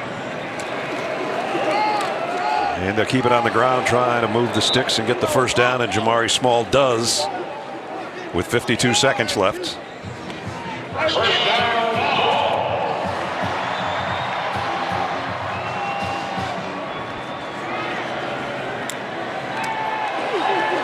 Milton fires down the middle. Whoa, what a catch. And a rifle shot. Yes, he did rifle it. You had to get your hands up fast. That's going by you. That baby had some smoke on it. Keaton made the grab. Back into Georgia territory here with a half minute to go. Milton in trouble. Throws on the run, incomplete. Jimmy Holiday was the intended receiver. Yeah, and this is, again, you know, the pride of the points is one thing, but if you lose a starter here, it just kind of makes you think, you know, like, oh my gosh, Kirby is looking out there and goes, please, just let it be a sore leg, not a bad knee. Well, Devontae Wyatt's been on the deck more than Devontae Wilder was against Tyson Fury today. Sure. Comes out, he's okay. Yeah, as he steps, all his weight goes on that left leg, and I hope his knee did not give way. You know, because that's the gamble when you're trying to protect stats. Yeah. And then all of a sudden, you lose one of your key players, you'll get second guessed. That's the way it goes.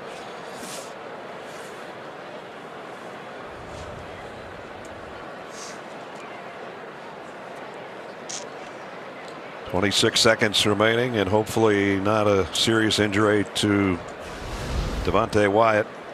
We mentioned Georgia's schedule earlier. They'll add another W to that right-hand column here in 26 seconds and be 10-0 and 8-0, undefeated in conference play for the first time since 1982. And of course, there weren't 8 conference games back then. Charleston Southern is next in Athens, and then it's at the Flats, Georgia Tech on Thanksgiving weekend, before going back to Atlanta. And yeah, that seems like good news right there, doesn't it? I hope so. Yep. I mean, this team, I mean, for what they've gone through as a team, you know, for the last few years, they deserve a shot at it. I mean, think about it. In 2017, this will be their 4th trip to the SEC Championship in the last 5 years. 2017, 2nd and 26, okay? 2018, Jalen Hurts. We were there for that one. Yep. 2019, Joe Burrow. Tough to beat that guy. 2020, it was Kyle Trask and Kyle Pitts, okay? And then this year, they're back in the championship. Yeah, that says it all right there on that that lineup. That's, yep. Milton backpedaling. Flags going to have another holding call probably. The pass is incomplete.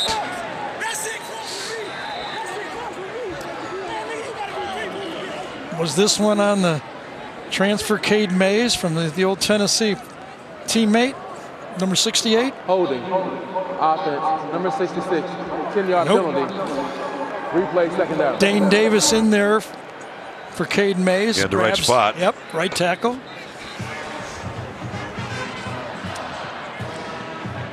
So just a couple of plays left. Second down at 20.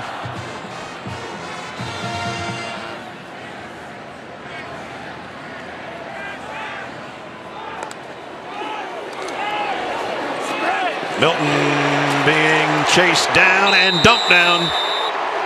And it's Chaz Chambliss again putting the pressure on. That's going to end it. No matter how you hurry up, you can't go any faster. And number 1 Georgia shows why. Against their SEC East rivals, the Volunteers. And that makes it 10 wins in the last 12 outings and 5 straight. Georgia over Tennessee.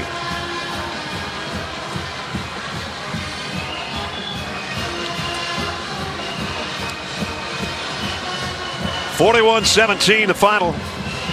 And now it's time for the play